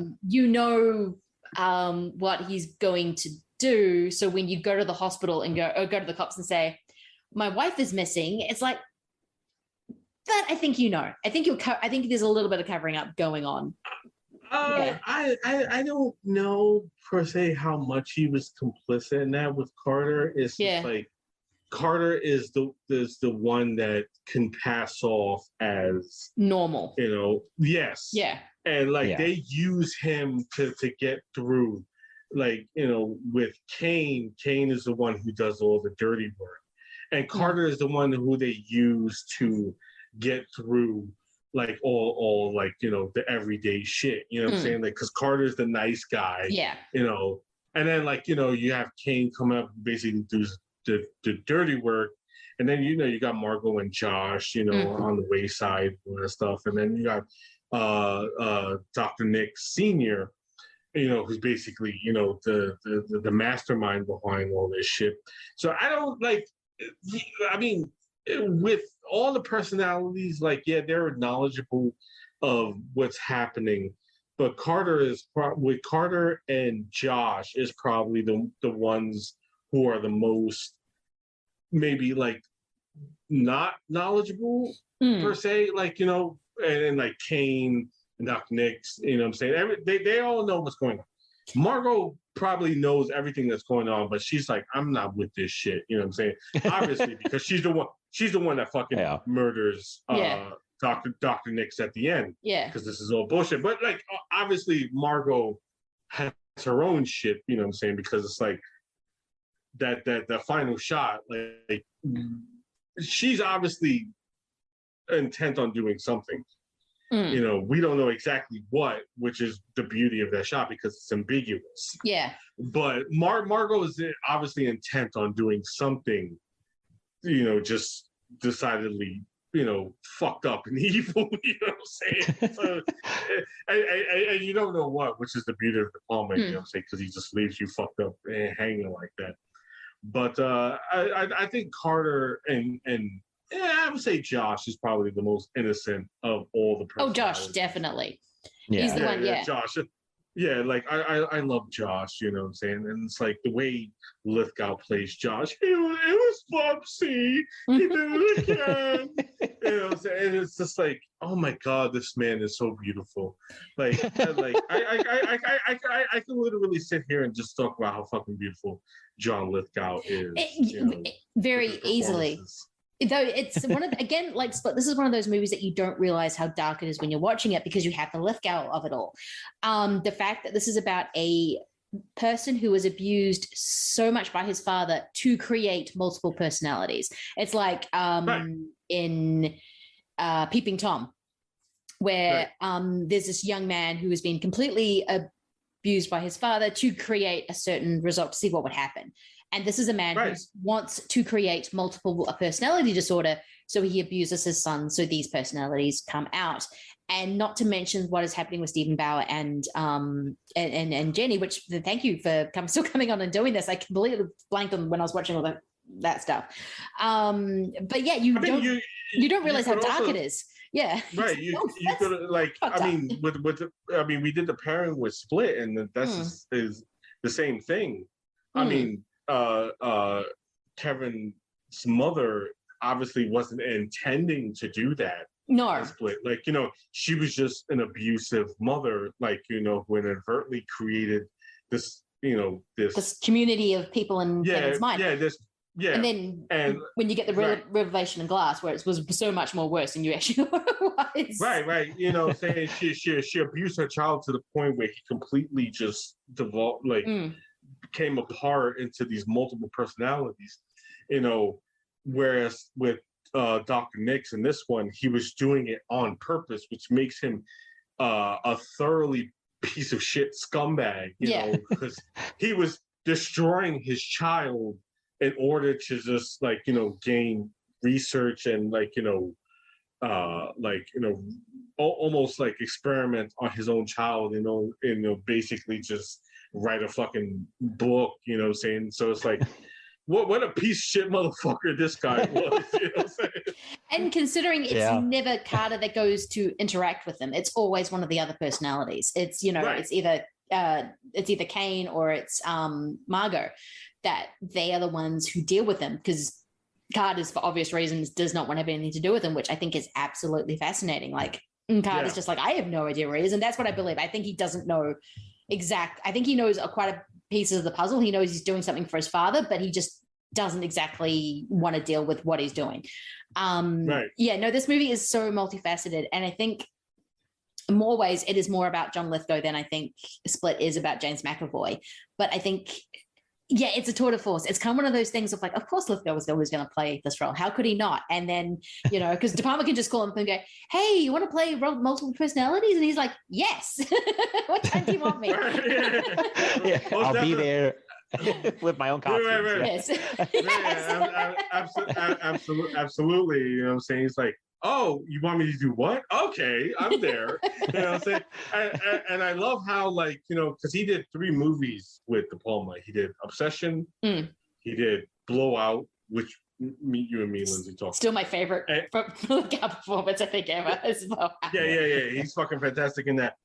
And then he did this. And it's like, they get increasingly crazier as it goes along. Like, you know, from Obsession to Blowout to this, where he's just like, and Raising Cain, he's just, his character he's playing is just full on fucking insane. Yeah, De Palma's just pushing him just to go bigger and bigger and bigger. And of course, Lithgow's just like, okay, you know what I'm saying, let's do it. And I feel like after this, like, we can't work together anymore. I've reached the mountaintop of like craziness. Like, this is it. I'm done. We're done. I don't know. Yeah, it's like I gotta take care of my mental health. If I keep doing this, it's gonna get really bad. You mentioned too, like, compared to Split, like the way James McAvoy does his kind of going between the personalities, I think works for that movie. But I think this is like even more like over the top, and like I would say I would call this like very theatrical, like the way that like we'll have Carter talking to Cain and we'll cut back and forth, like, and Cain's got like sunglasses and he's smoking and he's got like a leather jacket and he's like really cool. Like, I think it works this movie because it fits the tone more. I think they'd be kind of silly and Split if we were like bouncing back and forth between McAvoy. I like that better there, and this works here, like, because it's just so crazy. And I was thinking, like, it's crazy that like a major studio, Universal, will like release this movie in theaters, and it's like it's so mean, and like there's babies being stolen and child endangerment, and the couple that you think we would want to be like sympathetic toward are not really that sympathetic, as we pointed out. Like we don't want to really root for them either, and it's like, I mean, I just imagine Universal was like, what is this? I know it was cheap, but they probably were like, De Palma, what have you done? And yes. He probably just was laughing his ass off. Like, he's like, That's what I love about, it's all about De Palma movies. I can hear him giggling when he's making it. I can just hear this kind of That's why I love him. I think he just is so laughing at all the over the top stuff. Like people get so mad at him for the stuff like in Body Double, but I just think he thinks it's so absurd that it's like no one's taking this seriously, right? And this has a bunch of like great like dark comedy in it too, and it's just like he's like, I'm not taking this seriously. You guys shouldn't take that seriously. Yeah, why are you taking this seriously? Seriously. right. Like, also coupled with the fact that it was produced by his ex-wife Galen Hurd, who, of course, known from her collaborations with her ex-husband James Cameron. You know, you got the Terminator, Aliens, The Abyss, and you know, it's like you got De Palma and Galen Hurd coming together to produce a thriller. Like, yeah, we're with it, and they're producing this incredibly insane piece of work. You know what I'm saying? You know, it's just like, okay, this is what you're giving us. All right, I guess we got to distribute this. You know, I don't know what the fuck we're gonna do with this, but you know, like, this is what you gave us, so whatever. You know what I'm saying? I have to say, I think it made more money than Bonfire of the Vanities. So I think it did. I think. Yeah, almost definitely. Yeah, Brian De Palma directing Tom Hanks just does not seem the right fit. Yeah, it doesn't fit. I know, but I have to say, Brian De Palma's choice in wives, I have to say, is in his marriages at least. I mean, Nancy Allen, who is incredible. Then you have Galen Hurd, who is one of the most kick-ass women in history, mainly because, I mean, not a lot of it. James Cameron seems to get on with his ex-wives, even though I imagine he's like the worst person to be married to. I think they're all just he's too busy locked away making Avatar movies. Like, exactly. Or going under the sea to find stuff. Yeah, it's just like I don't have to put up with this bullshit anymore. I can just be friends. It's just I guess Susie Amos found the secret. Yes, you know, don't make Avatar movies. Right. She's been married to him the longest. You know, Cameron just fucking like, you know, with everybody else is just like a year or two. The marriage has been a fucking you know what I'm saying, like absolute fucking bonfire. You know what I'm saying? But Susie Amos found the secret. It's crazy how many of these big directors have been married and divorced so many times. I guess it makes sense because like the business you're in, you're gone away a lot. But like, I just found out, I didn't know Martin Scorsese's been married like 5 times and had like multiple long-term partners who he wasn't married to. Like, I think him and Isabella Rossellini were just like a couple for a long time. They were engaged might have been at one point. Was she engaged to David Lynch? Thinking of. She was with David Lynch for a while. Yeah. Now I'm mixing people up. No, she was with Scorsese for a long time as well. I mean, that woman has. She has amazing taste. It's just, I guess it's a tough thing to keep a marriage go when you're doing all this crazy movie making stuff. But yeah, just it's like. And I think a lot of those directors might be control freaks, so I think they might actually be kind of hard to live with. Very possible. It makes sense. It makes sense that all these directors, you know what I'm saying, who just fucking like, you know, have marriages that just fucking fall apart. You know what I'm saying? It's like, yeah, I get it.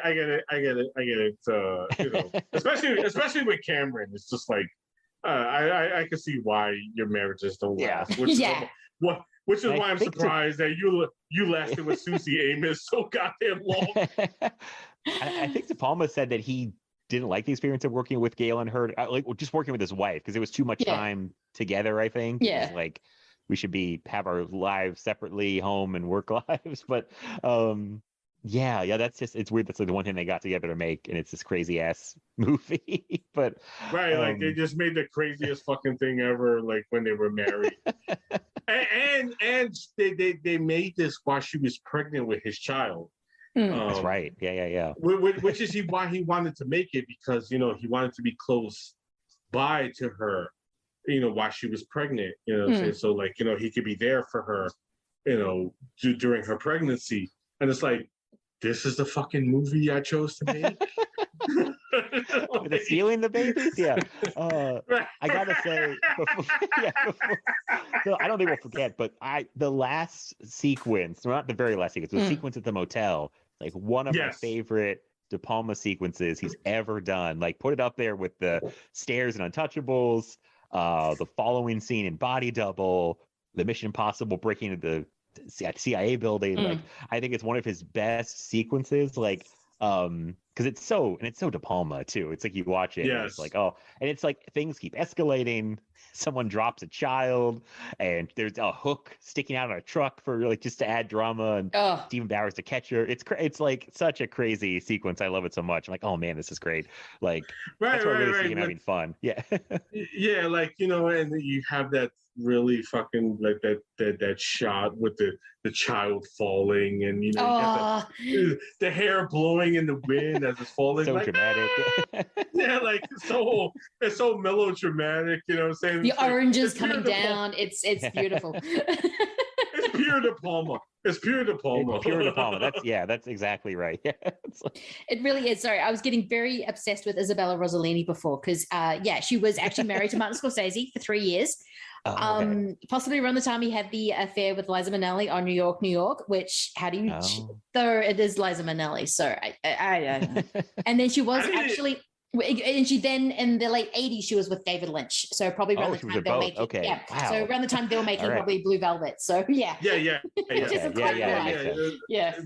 They definitely were hooking up after Blue Velvet, but I didn't even know that Scorsese hooked up with Liza Minnelli. I didn't know that. Isabella Rossellini. Cocaine is a hell of a drug.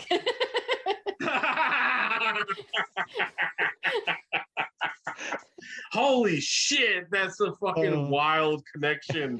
Yeah. Martin Scorsese cheated on Isabella Rossellini with Liza Minnelli. I think that's around the time period, yeah.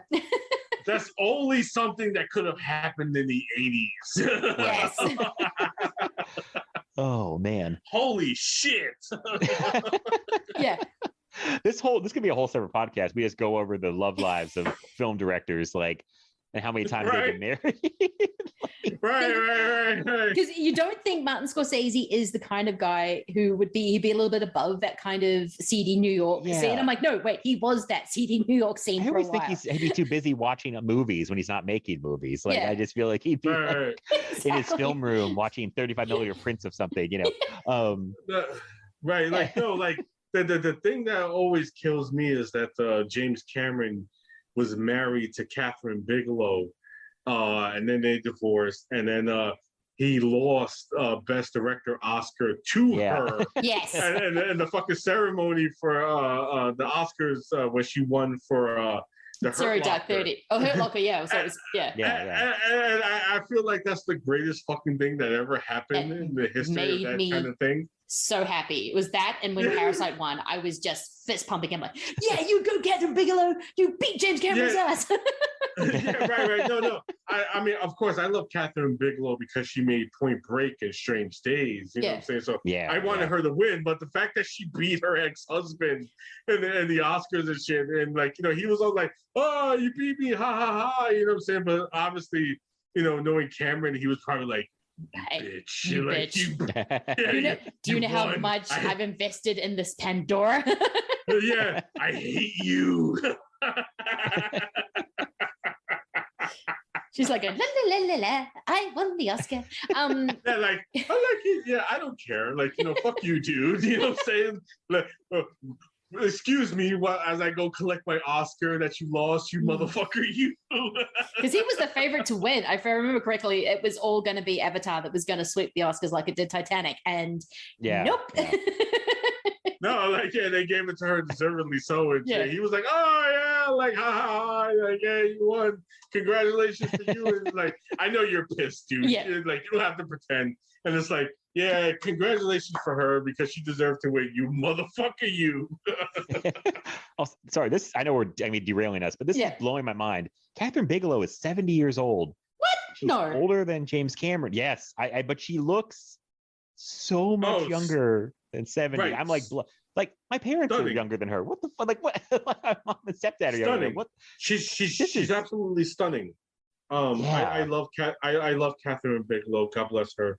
70 years old. Wow, she is stunning. Oh, see now I'm seeing. Now it's funny. I'm seeing pictures of her like I guess more recently, and she does look older now because her hair is. I guess she just let it go white. But still, I'm surprised she's 70 because I could have sworn she was.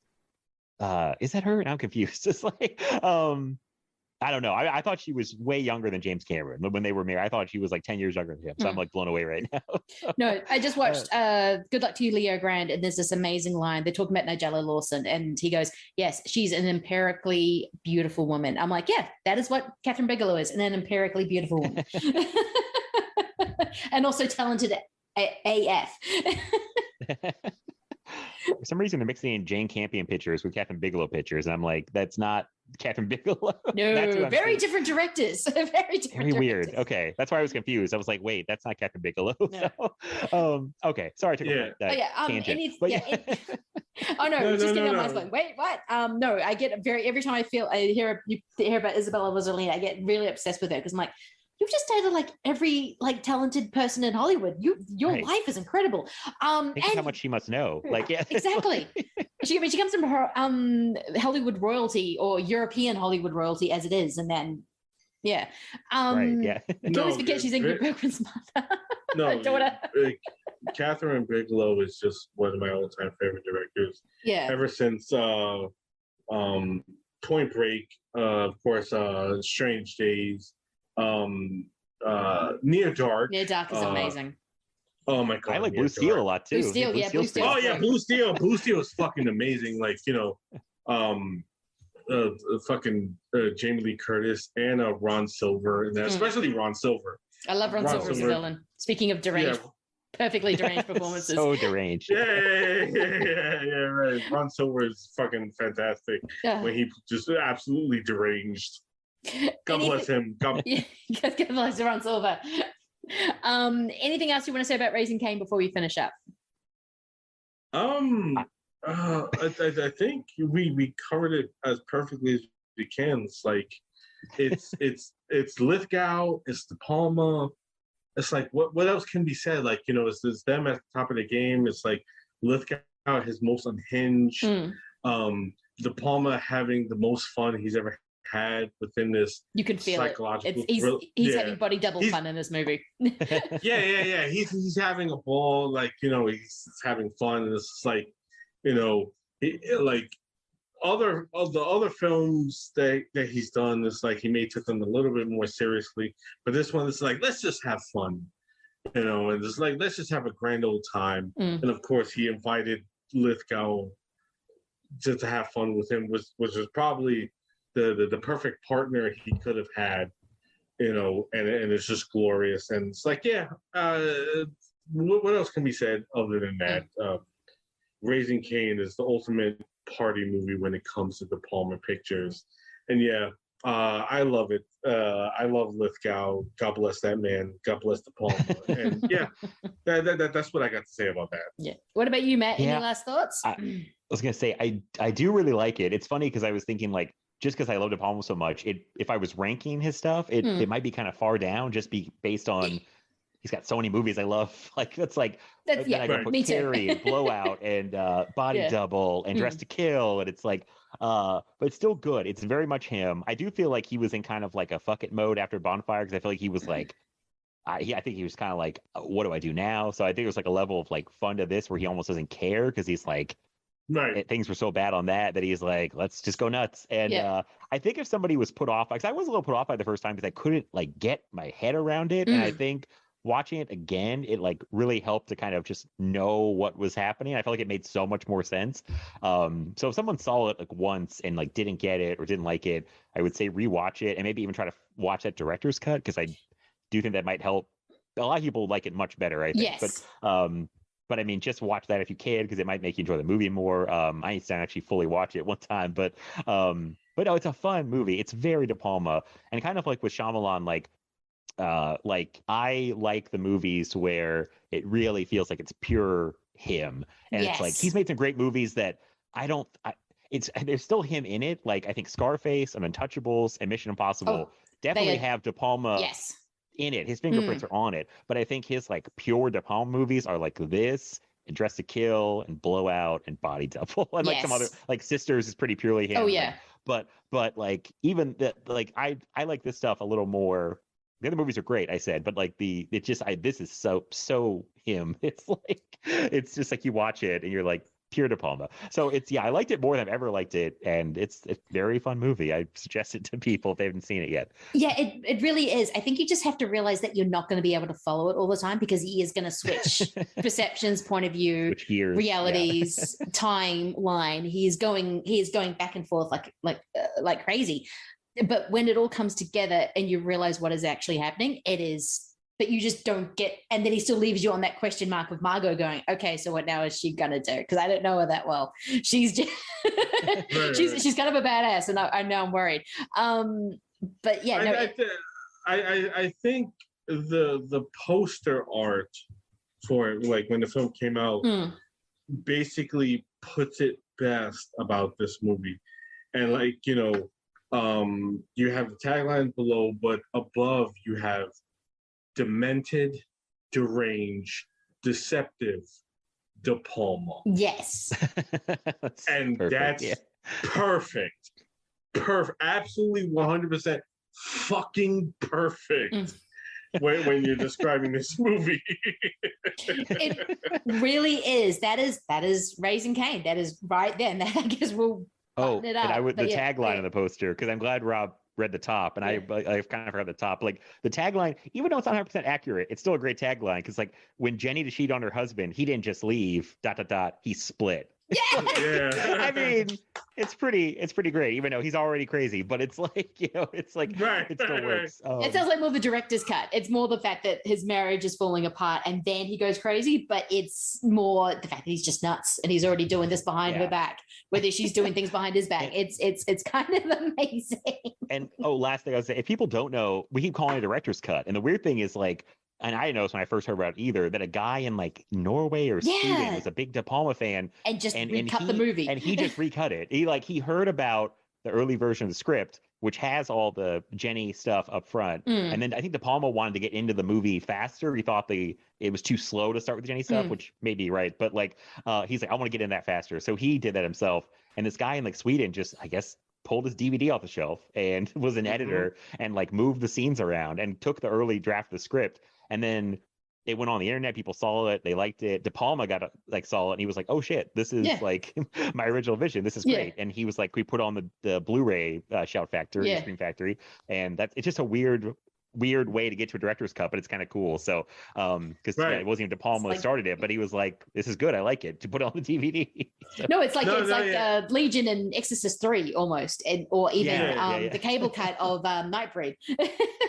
No, like where he like a fan edit of the movie, like basically became the official director's cut of the movie, because like De Palma looked at it and was like, yeah, this is exactly what I wanted to fucking do. Like they were gonna put out the Shout Factory version. He was like, hold up, I want to use this version because this is the closest what I wanted for it.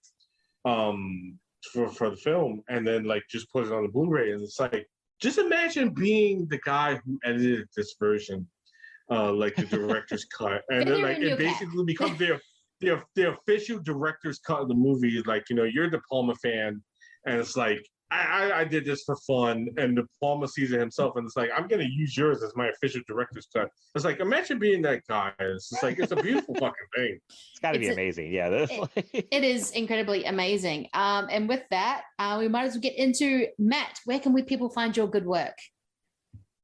Yeah. So people can subscribe to the Film Feast podcast. I think anywhere you get podcasts at this point, we're everywhere. And you could follow the podcast on Twitter at Film Feast Pod. You can follow me on Twitter at Maplet87. And you can follow me and the podcast on Instagram at Film Feast, all one word. And yeah, like I said, episodes usually around every Monday. Things will be a little slow in September, but we'll be all in for horror stuff in October. I believe Rob's joining me for an episode in October, so I'm very excited about that. So got some good stuff lined up, so I'm very excited about that. Excellent. Rob, where can people find your good work? Of course, you can find me at on Twitter at the Cinedrunkie. Of course, I'm the Cinedrunkie, but the Twitter would not afford me that many characters, so I'm at the Cinedrunkie on Twitter. Of course, you can find the official Twitter of my podcast, You Could Have Been a Bloodfist Movie, at Bloodfist Pod on Twitter, which is the official Twitter of the show, as well as the Don the Dragon Wilson fan account, because I love to post all the Don the Dragon Wilson love. And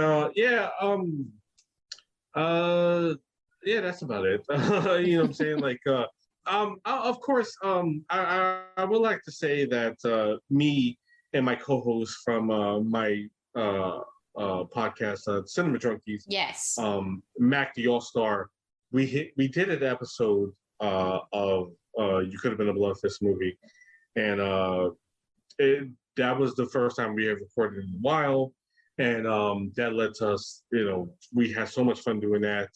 We had started in discussions of bringing back the action drunkies, the cinema drunkies, because me and Mac, of course, I've known that man since I was 6, since we were both 6, and we just had a great time doing that. So we're having discussion now, like how to bring back the cinema drunkies, and that should be happening soon.